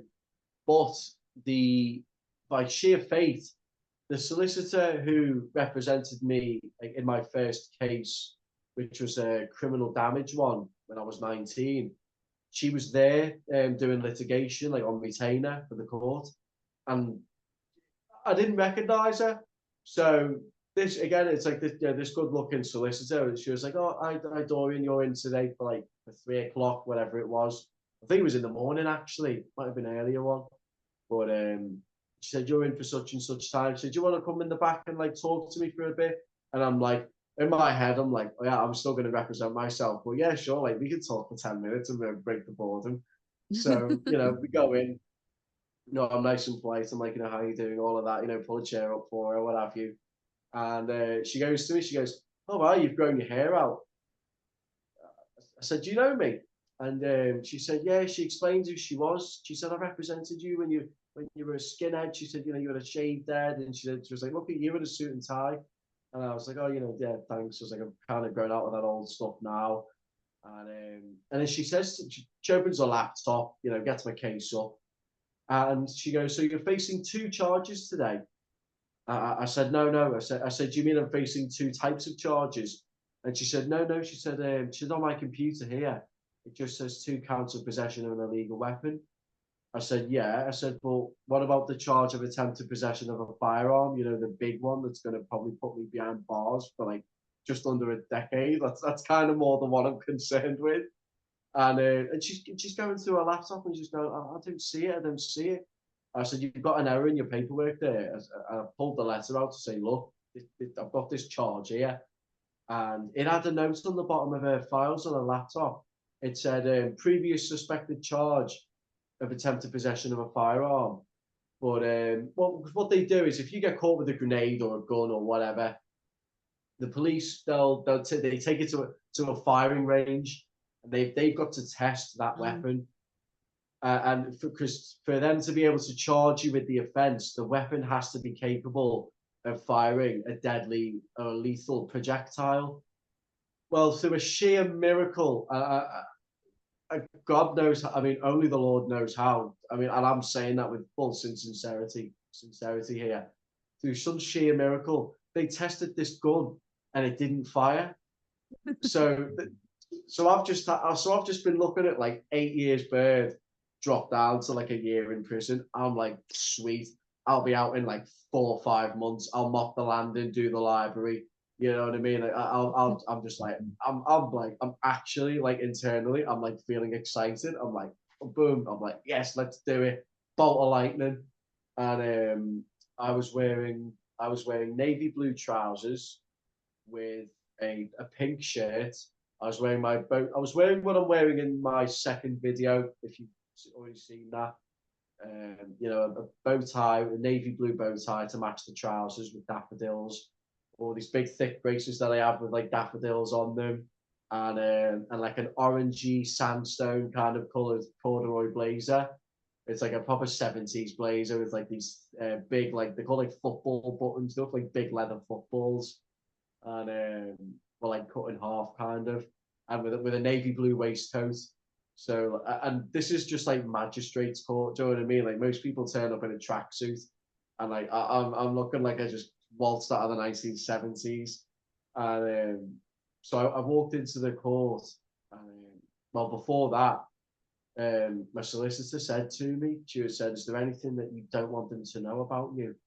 I said, "Yeah." I said, "Do they have access to mental health records?" She said, "Probation does, but not the judge, and then probation will let the judge know if there's anything concerning." And I was like, "Right, okay." I said, "Well," I said, "I'm diagnosed on the NHS as having antisocial personality disorder." And as soon as I finished my sentence, she went, "Right, okay." She was like, she knew. I could tell that she knew what that was, and she was like, "Right, yeah, okay, we need to like keep that like quiet." So so I'm like, "Yeah, yeah, yeah." I said, "I know what to do." I said, "I've been here before, so you've seen me put on an act." And she's like, "Yeah." And so I'm like, "Right, let's do this." And we go into the court, and like, I know where everything is. Do you know what I mean? So we go in the podium, and they're like, "Is your name Dorian Steel, birthday, blah, blah, blah." Yeah, yeah, yeah, confirm it all. And so the prosecution went over the case details. Weapon was addressed, intercepted by UK Border Force, handed over to police, blah, blah, blah. And then my solicitor stood up, gave her defense for me. And at the end, she said to the judge, she looked at him like dead in the eye and said, "Your Honour," said, "I actually represented Mr. Steele several years ago, when he was like young and jobless and didn't have any direction in life. And we've given, and since then he's had no, well, she said he's had no previous connections to criminality," which is like, I mean, like, not recorded, you know what I mean?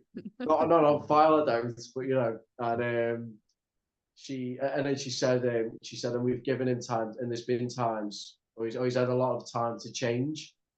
And she looked the judge in the eye and said, "In your Honour, I can tell you now with all sincerity, he has changed." And the judge just went like that because he wasn't expecting her to like go into like mine and hers personal history, but it worked like a treat. And when we got out of the court, they said something to me. They said, "Mr. Steele, they said you'll be given a date to appear."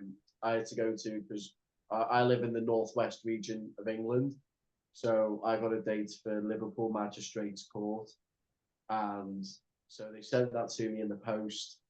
And the judge said to me, like, one of the judges even smiled when I walked in the room. She was like a little old lady, but she saw the way I was dressed, and she was like, "Oh," like she just like she let out a smile. I smiled right back at her, so I was like, "I've got this." And they said to me, "Yeah, we'll see you on such and such date." And I said, "Thank you, Your Honour." And I'm like, I'm all buttoned up and all done. And but my solicitor, she sat over there, and she lets out like a little like that. I give her a death stare, and I'm like, "What are you like? Like you can't just be like laughing. Like they're gonna be thinking, what's she laughing at?"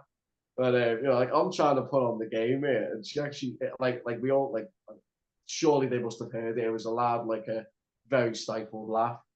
But and then coming up to the time where I was due to appear at my sentencing, so I've entered my plea. They've asked me my plea. I've pled guilty, and comes up to my sentencing. And during that time, I was like, I tried at first to have it so that I tried to get my baby's mother to bring my son. I said, "Bring our son into court," because I said he looks just like me, and it'll be like the classic pull on the heartstrings. And you always see it in like soap operas and stuff, but it's actually not. It's against the law.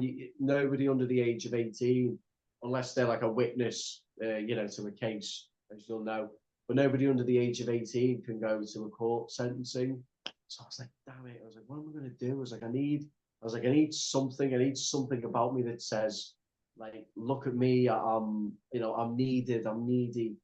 And I was in the supermarket one day, and I saw this gentleman, and he had a green lanyard with sunflowers all down it. And it's what people who are like, well, technically who are neurodivergent wear, but it's more typically for people not with psychopathy, but with autism and things like that. And it had it was like a lanyard with a big card on it that said, "I have autism and my name is whatever." And I looked at that and I was like, "I need one of them." I was like, "I need one of them." So, and anyone can buy one. So I ordered one online, and I even got a personalized a card, and like big. I've still got it, and it says I have autism, and then on the back it's got my pseudonym Teddy Bateman instead of my real name, just as like a sort of like a middle finger, because I know they're never going to check it. And I didn't wear it walking to court because I don't like appearing as vulnerable normally, but I'm like, in this case I've got to appear to the judge. So like I had it in my pocket. I wore the same outfit that I wore to entering my play as well, the exact same outfit, but like this was several months later, or 2 months later actually. So I'm sat in the waiting room, and like I've had like a pre-sentencing litigation with my solicitor. She's like, "Look, so because you're like a previous violent offender, they wanted to put on me an SH, a serious harm prevention order. They call it a shop order, where it's like basically any time you're out and about, you can be stopped and searched, and you can't refuse." And I'm like, "It's not a bad thing. Like, I don't really care about being stopped and searched." And like, I don't carry drugs. I don't carry weapons when I'm outside. I just like to collect them, or I did like to at least, before they all got took. And and she said, "Well, it looks bad legally." So I was like, "Right." I said, "Well, we don't want that then." I said, "We got to get rid of that." And so she was like, "Yeah, we're going to work on it." And she said, "I'll argue against it because of the technicalities in the law, which I won't go into." But so she goes like, "Right, go sit back down. I'll let you know when we're due in." So I was like, "Sweet, okay." So 15 minutes goes by, or not, probably not even that. And then she comes out and she goes, "Dorian, we're ready." And I pulled the lanyard out of my pocket, like the autism one, and I put it around my neck. I went, "Let's do this, go on." And I was just like, it's just like it's weird because like the chips were really down, like you're looking at a year in prison, like you're not in a good position. But I was so confident. I was, and it was really hard to contain it. Like I've got to I'm like thinking to myself, I'm like, "Right, push your chest in a little bit, mate. Like you can't be walking." You know what I mean? But and you go in and I swear this is designed to induce like stress. But the way that so you go in like the dock, and it's literally like a room with a big glass surface like around you, and the when you're like you sit down during the like all the reading out and all of that, but then at the end you've got to stand up. But when you stand up, the glass is literally like right there, like next to your face, and the edge of the seat is like pushing into the back of your knees. And I remember being stood there like with this big ridiculous green thing around my neck. I remember being stood there thinking, this is definitely like designed on purpose to induce stress in people there. Like there's like I'm thinking like Chinese torture tactics and everything. But I ended up getting a community order. The shop order didn't get stuck. Um, I had to pay prosecution costs. So I had to pay the people who were paid to like stick it on me. And get this, I had to pay a victim surcharge, which is normally only applied when like say I've hit you in the street and I get done for that, and a victim surcharge, that section of the court fine will go to like charities that are like knife crime, gun crime. They gave me a victim surcharge on my fine. I'm the victim in this. I'm the one who's been nicked. I'm the one who's had to like basically lie to the landlord about why my door's been kicked through so we can claim the insurance. I'm the one who's had I had a hunting knife at the time that was legal, fixed blade, everything. They took that they took the hunting knife, claiming it was a zombie knife, which is like a type of knife that is illegal now in this country. And I'm the one who you're fining. I'm the only victim in this is me, and you're fining me a victim surcharge. So yeah, and then I got at the court fine, a year's probation, which I'm technically still on now until January the 28th. That's when that ends. So I'll be celebrating definitely. And the last thing, oh yeah, 120 hours of community service. And that was the one that I wasn't a fan of, because the thing is, like, the last time I did community service, I didn't have a job. So it was, it got me out the house, gardening, and what have you. It was a nice place where I went, but I had to make it balance with full-time work. Like I just booked holidays. I've had to use all my allocated holidays, as you know, we talk. But I've had to like use all my allocated holidays for work this year just to do community service, and it's super annoying. And but it's I'll go back into work the next week. I was doing it where I'll have a week off, go back into work the next week, and everyone would be like, "Oh, do you enjoy your holiday off and all of that?" And I'm like, "Yeah, yeah, yeah." And like really, like I've been like digging weeds in a cemetery, and it's just been like absolutely like when you're doing CS, because we call it CS here. But if you're doing CS like just once a week, every week, you get used to it.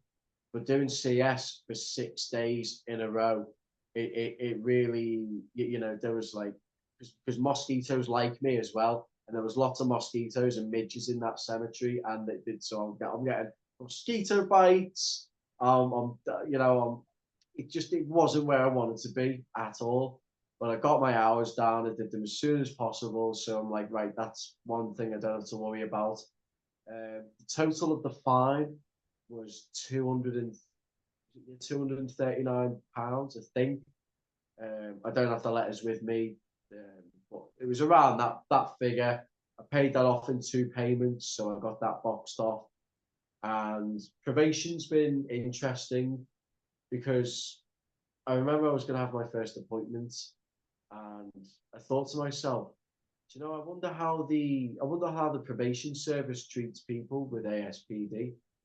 And I remember thinking, well, they probably don't realize, because I've been on probation before, and what I tend to do is just play the game. And I'll be on appointments like once a month, and sometimes I don't even have to go to them, because I'll always get my PO to like me, and you can always just do it over a phone call. It's great. But I'm just interested so far. What are you thinking of all this? Because you're reacting like a lot, and I have spoken for quite a while. What how do the probation officers treat people with ASPD? Did they ever mention it, like, when you talk to them? Well, they didn't know. Obviously, they didn't know I had it, but I told them, because I thought to myself, this can be my own little opportunity as an experiment. Hmm. And I mean, I'll probably get plenty of other chances in the future. Not that I need them now, but I thought to myself, I was like, I'm gonna let them know of my diagnosis, and I'll see how they respond, and maybe they'll get me in touch with therapy. Maybe they have to, you know what I mean? I'm thinking I Yeah. might actually be able to benefit from this in more than one way. Uh, Turns out it's not. If right, I'll tell you now from first-hand experience. If you've got a cluster B diagnosis, keep it to yourself, because they they gave me one. The first PO they gave me, because when you start with probation, you have to do a thing that says, do you feel remorse about what you did? What do you think you'll reoffend again? Not just for that offence necessarily, but in any way. And I gave all the true answers. So I was like, yeah, I'm probably going to get in trouble at some point. No, I don't feel bad about what I did. I didn't even hurt anyone. And I've got a victim surcharge to pay. So, like, screw the lot of you. I'm not really happy about that. And I was just like more or less unmasked, just like being as honest as it was. And well, that probation officer couldn't handle it for more than 10 minutes. So she got up and left. And then I got a text whilst I'm in work saying that my category or my level has been upgraded and that I've been assigned a new probation officer. And for whatever reason, I mean, I guess I thought it meant at the time like more punishment on me. So, and I was in work, so I was like, right, again, working morning shift. So I'm like thinking, I'm like, right, when I get out of here, I'm just going to go into the probation office unannounced. I'm going to kick up a storm. I'm going to demand to see, because it gave me the name of the PO who'd been assigned to me. And so I went in like without an appointment, which normally you're not supposed to do. And I said, I want to speak to him. His name's Matthew, and he's a good. I like him now. I like him now. But Mhm. I said, I can't remember his second name. I said, I want to speak to Matthew. And I said, I'm not leaving until I do. I said, I've just had this text and blah, blah, blah, and I'm not happy. And normally you'd be like waiting there for 20 minutes whilst Matthew finishes doing whatever he's doing. Well, he came out straight away and he was like, right, come with me. And immediately I could tell, I was like, right, they've put their strongest guy on me. I was like, by the way he carries himself, I'm like, I'm watching him like a viper. You know what I mean? I'm like, this is a competition. Like most things to me are a game, but this is a goddamn game if there ever was one. So so I'm like, right, okay, I need to, I'm like, this guy's clearly on his guard. I'm gonna lower him a little bit. So me being me, I go to open the door for him when he selects like he says, "Oh, we'll go in this interview room." So I open the door and I go after you, and he goes, "Not allowed to do that." I'm like, what? I said I'm open. I said I'm being polite, and he said I can't do that in case I walk in front of you and you attack me from behind. Like you know you could have because you don't get metal detected or anything. It's not like some people think it is. It's like going into like say you know you're a lawyer. It's like me walking into your office. It's exactly the same protocol. There's no difference. And so I was like, right, okay. So he lets me go in first and sit down. And he sat me down and he was like, right, he said, this has got to be quick because I wasn't planning on seeing you today.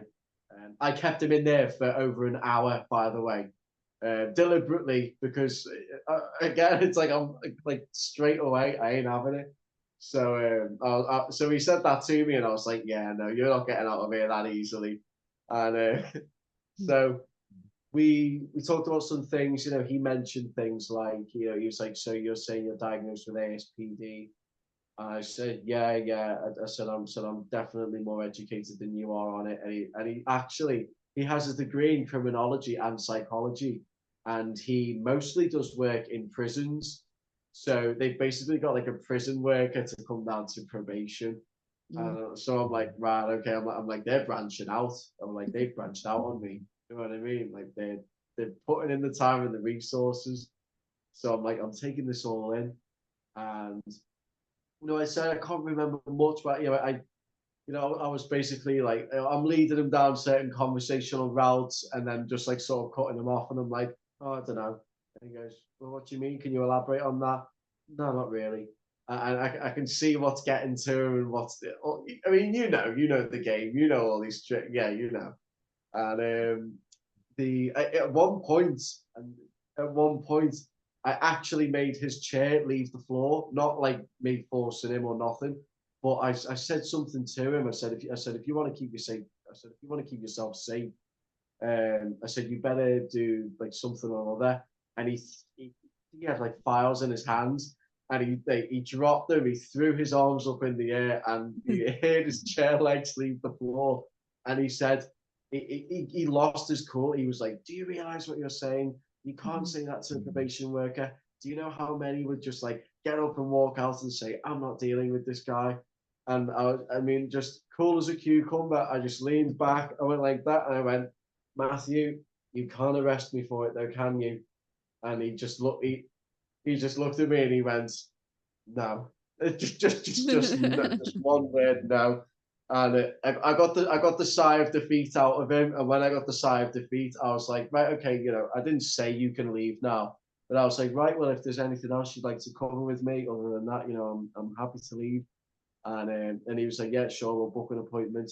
And so every week from from February this year, every week, once a week, I've had to go to probation, and then you get a letter, you see your probation officer, and at first it was just like, I'm gonna mess with you, and that's it. Like, I'm not here to be your friend.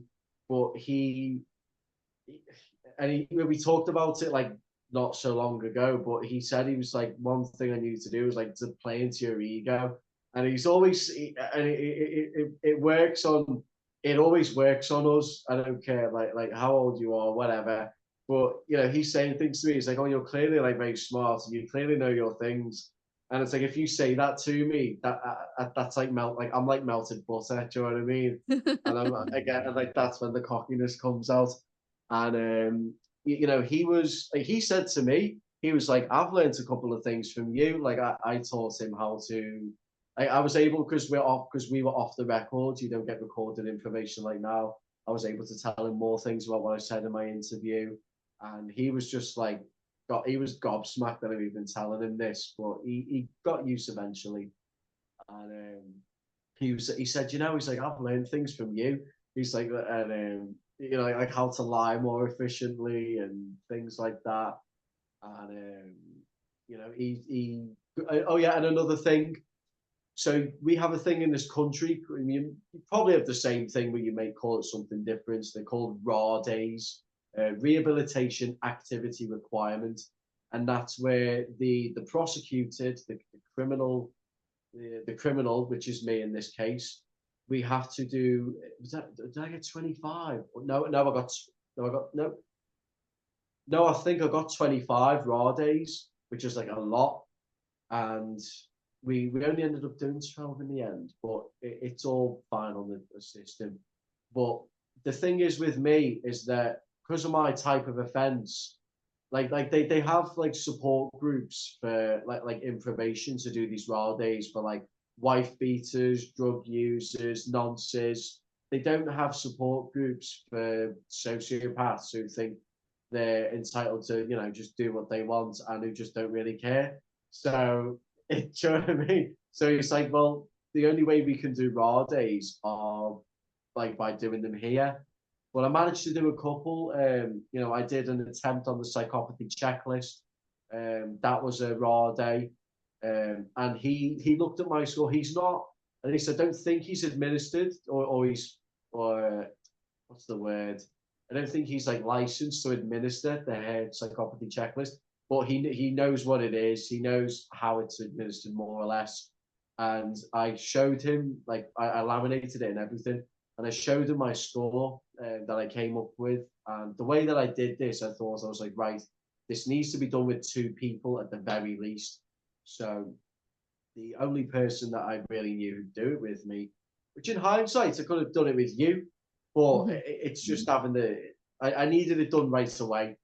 And so I rang my baby's mother and I said, "Look, hey," I said, I said, "We need to go through this together because I've got raw days to do and we don't know how we're going to do them, but they have to be done.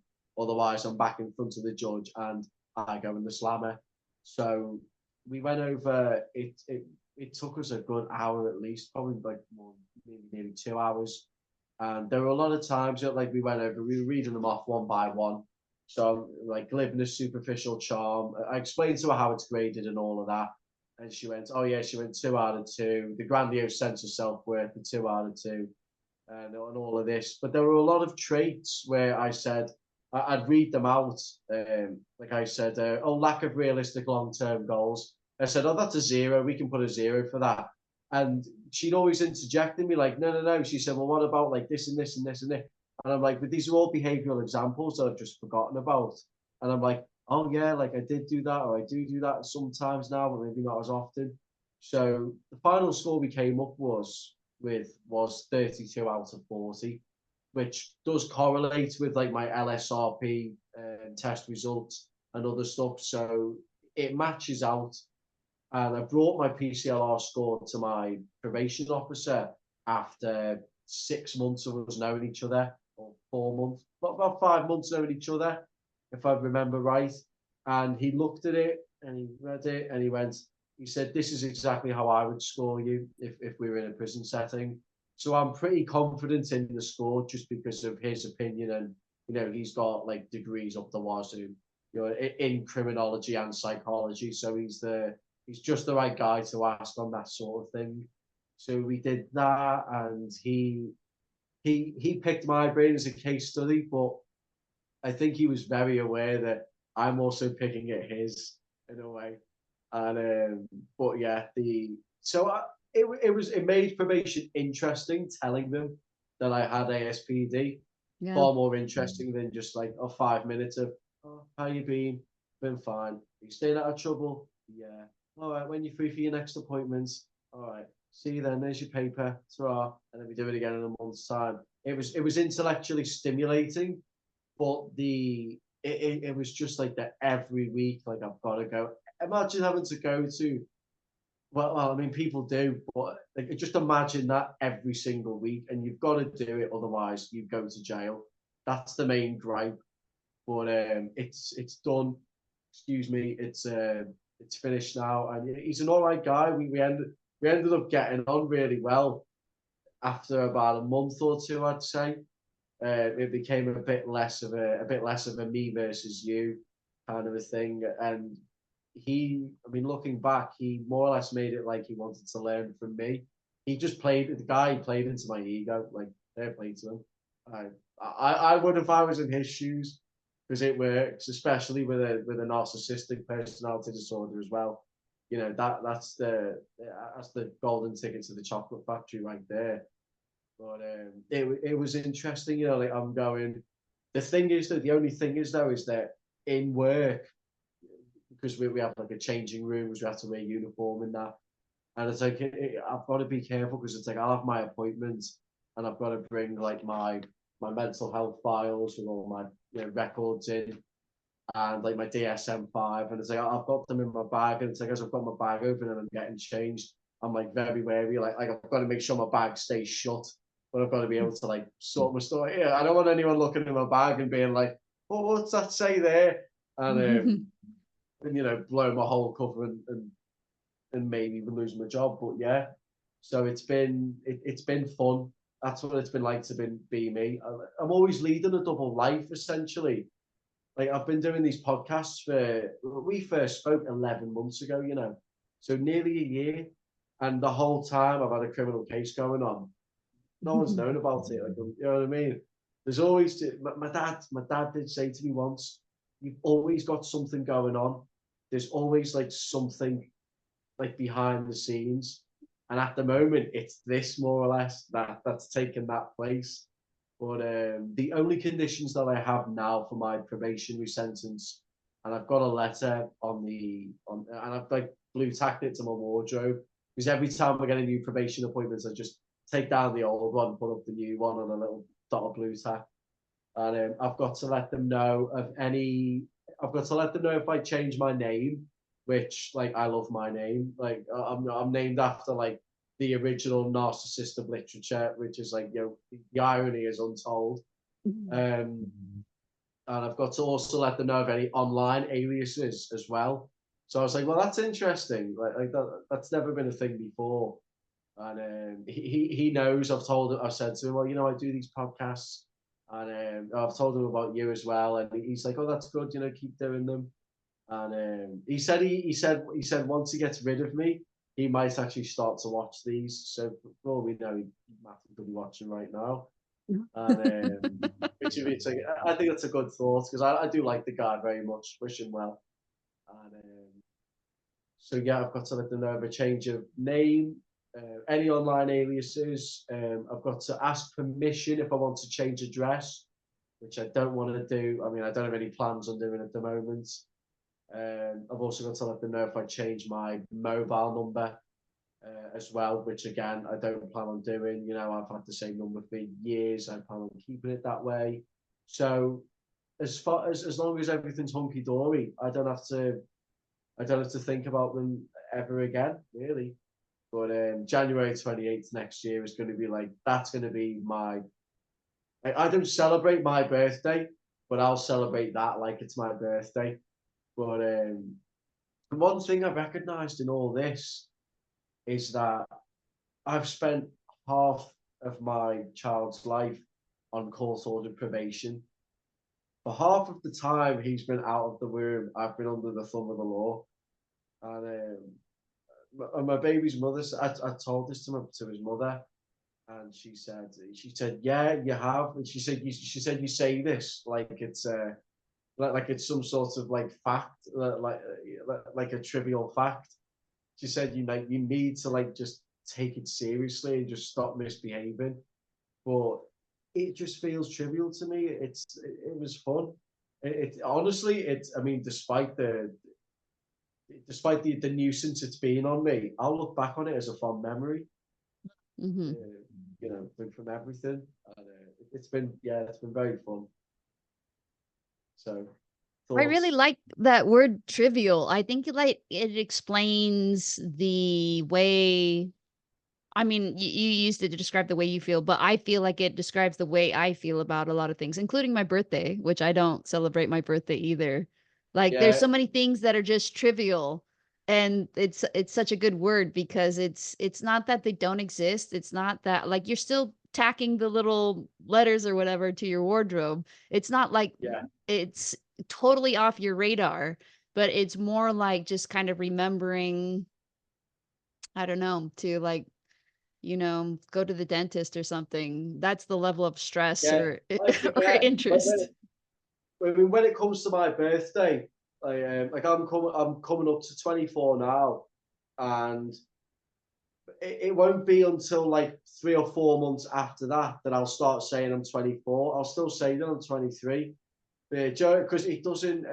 I didn't. The last birthday I celebrated was my 18th, and it's just past that. It's just like I'm 18 now. I mean, I was already drinking and smoking, like since I was 15. So turning 18 didn't make a bit of bother to me at all. In fact, I did it where because I used to go to like a community college, and I got kicked out. And but what you get from them is like a bus pass, like a free one. You can just get on the bus anywhere with it. And it's got your birthday on it. And what I did, and if you've seen the show, or if anyone of you watching have seen the show Better Call Saul, Jimmy McGill does the same thing. He like changes the numbers on an address on a letter, and I did that with the year of the birthday on the bus pass. I printed out these like tiny little numbers. I can't remember what I changed it to, but I printed out these tiny little numbers in college, and I got some double-sided tape and I took it home, and I used like toenail scissors because they're dead small ones. And I remember like just cutting them into like perfect little squares so like you could still see the black ink like that projected on the bus pass, but it just had to fit perfectly. And it's not an accepted form of ID, a bus pass, but there's like loads of like foreign owned corner shops that don't mind it. So like that was a way of getting a pack of fags if I needed any, Mm. or a drink. So turning 18, it was just like, oh well, I can go to the shop legally now, and I just know I won't be turned down for buying alcohol or cigarettes, and that's the only difference.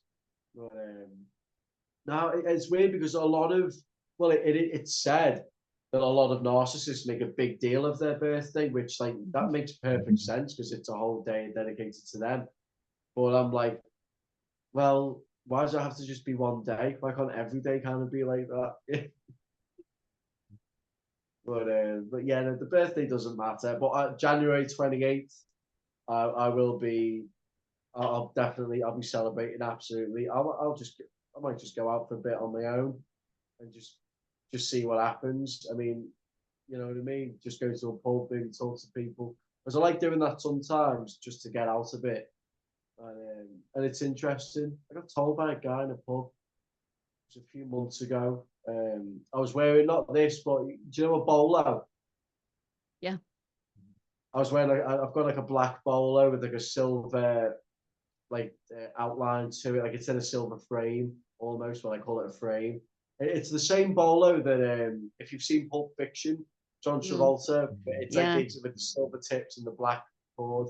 I've got the Uh-huh. same bolo as him, and someone in a pub they said to me not long ago. They said tapped me on the shoulder like from behind, and so like I turn around, but like as soon as I saw him, I could tell he was harmless. So I was like, oh, he's okay. And he looked at me. He didn't seem too drunk, but he looked like I looked him like directly in the eye. Like initially, I made eye contact, and he sort of just like he went. He didn't seem afraid of me, but he seemed rather like he was caught off guard. And he just looked and he went, whoa. He said, you remind me of a, he said, you're just like a vampire. He said, you remind me of a vampire. And weirdly enough, that week, I'd heard something about vampires. And, you know, I like a couple of films to do with the subject. Like Bram Stoker's Dracula is a good one. I'm a big Coppola fan. You know, I like The Godfather, Apocalypse Now. And it was when I was watching Dracula as well. And I was thinking the mythological creature of the vampire, what that is that's essentially a vampire is a mythological attempt or version of a psychopath. Hmm. If you put the hair psychopathy checklist to any vampire or any sort of test, you know that they're grandiose. They have no conscience, and they're like us. We're like, we have hair, skin, and we look human, and we technically are human, but a vampire lacks what people call humanity. Hmm. So, like, essentially, like, that's what a vampire is. A vampire is like a telling or a portrayal of psychopathy, but as a mythical creature. Yeah. And then it's like a few days later, this guy in the pub taps me on the shoulder and says that. And I think that I ended up, I told him, I said, it's crazy. I don't think I told him my diagnosis, but I said to him, I said, I was just thinking about this thing. I said, and you said it. But the odds of that are, I mean, astronomical. But what do you think about I mean, I'm right, aren't I? I mean, I know Yeah. I'm right. No, That's and I what it is. think one of the what I think is the best one of the best fictional depictions of a psychopath is from the Swedish movie, and which I think comes from a novel, Let the Right One In. And I think it's like perfect. It's like exactly it's exactly what a psychopath is. Right, I've heard of that. I mean, I'm sure you'll message me anyway, but I'll just write that down now. Left the right one, because I've heard of that. I don't know anything about. I don't know who's in it, who's directed it, or what. Hmm. But no, yeah. But I'll now that you've said that, because I'm always on the hunt for movies that are like depicting psychopathy. I've got a bunch, but like No Country for Old Men. That's coming out on 4K in December. So any physical media fans watching, I'll be picking that up with you. Massively looking the Blu-ray. I mean, you're not into physical media, are you? No, if you've seen the Blu-ray disc, it looked like that was a really good looking Blu-ray. So I'm excited for that. But yeah, No Country for Old Men. Blade Runner, A Clockwork Orange. I recently watched The Dark Knight with Heath Ledger. That's a pretty good one. But like even the original Batman series, Cesar Romero in that. He's got that like Jack Nicholson bolt of lightning. I call it bolt of lightning psychopathy, where we're just like we're not just going through the motions, but we're causing the waves, so to speak. It's just like we're not like these, like we're emotionally shallow, but we've got energy. Do you know what I mean? We're like, it's more like I'd say it's more like me, like the narcissistic psychopath, where that ego gives us the drive, and it comes out a bit more in our like body language and behavior. But yeah, absolutely. But let the right one. I will when we're done with this. I'll put it in my eBay basket. I'll trust you Okay. on that. Is it Uh-huh. a good film or is it just a good depiction of psychopathy? I think it's a good film too. So there's a Swedish version and there's an American version. I like the Swedish version better.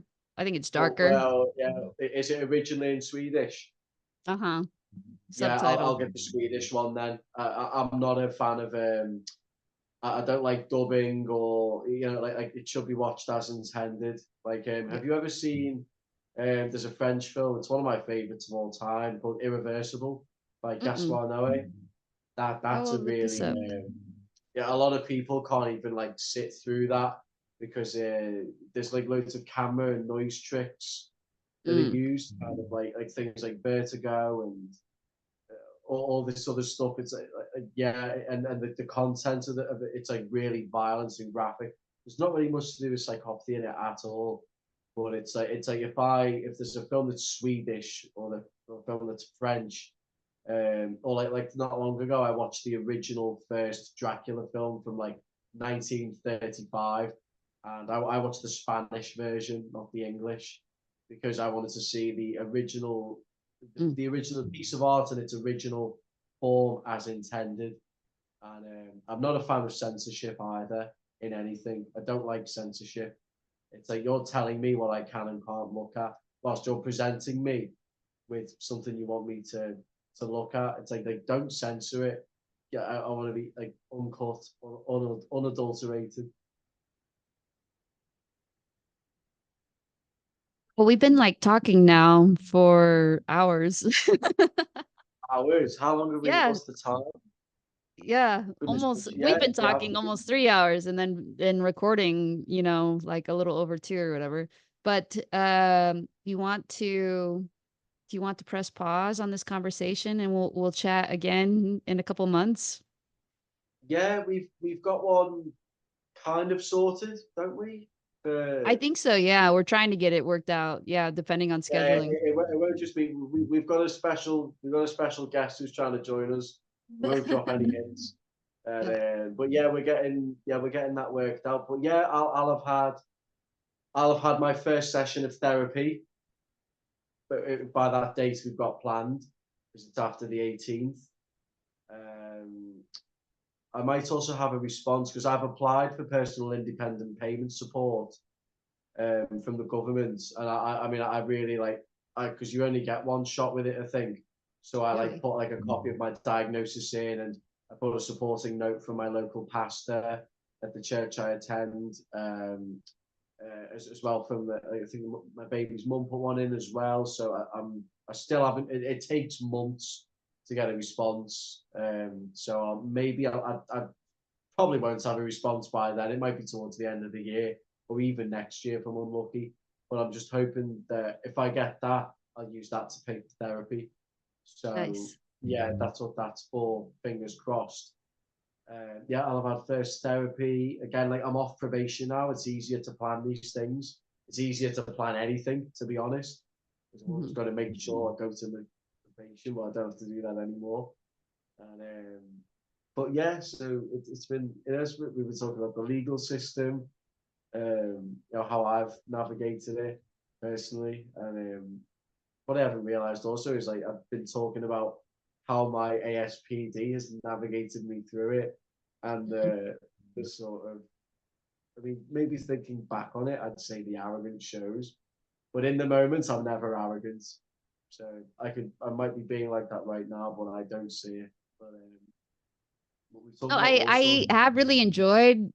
I didn't kind of comment during it, but I really identified with like the way that you handled everything. Where like in the moment you're like, these people don't even know the game that I'm playing on them. They think there's a game on me. The game's really Yeah, on yeah, them. yeah, Yep. and especially when you're, they think that they think that just because they're the ones on that side of the door or on that side of the interview table that they've got it. I mean, again, Emmy, I stuck my hand through the cell door to a detective, and he didn't even think about it. He just straight away shook it. I mean, who can blame him? You know, I mean, I was, I mean, I'll have been like his favorite like guys ever criminal he's ever interviewed. Do you know what I mean? I played the game with him good. I mean, I played the game with all of them good, but him especially. Well, you know, you can't. I'd be amazed I'd be amazed if you weren't like me or you, and you could do that. Put it that way. I'd be very, very surprised and amazed. But that's the one. I can almost feel his hand now on mine just talking about it. It was that like vivid. But yeah, no, we'll talk about. I'll tell you what as well we can do if you want to see because I'm on Instagram. I'm not crazy about, I mean, again, this is ironic. I'm not crazy about having followers or being Instagram famous. I don't like that expression. I think it sounds stupid, but it's a real thing. So you've got to acknowledge it. If you want to actually physically look at my diagnostic test results, if you want the links to those, I'm going to create an Instagram post. And by the time that you're watching this and this goes live, we'll link my account in the description. I can send you all of that. We'll do that. And you can go over, you can actually read my mental state examination for yourself. You can look at my test results. You can let me know what you think. Do you want the links to them? And you can, or you can just send me a message saying hi, or you can ignore it. The choice is yours. Free will and free thought. That's what we're about here. But if you want as well, you can catch me on Discord. There's links in the Discord server below, I'm sure. And I mean, lastly, I'd say buy the book.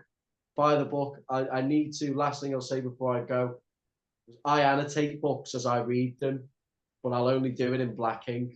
So as I was reading your book, I didn't have a black ink pen, but there was a lot I identified with, so I need to reread it to annotate it. So I'll be doing that. But yeah, get in on all that. Thanks for watching. Like and subscribe, all the YouTube stuff, and we'll see you with a mystery guest in the hopefully the near future. Thank you for having me on, Emmy. It's been an absolute pleasure again. Absolute pleasure. Nothing short of it. Thank you so much, Dorian. I've enjoyed it as well, and we'll chat you soon.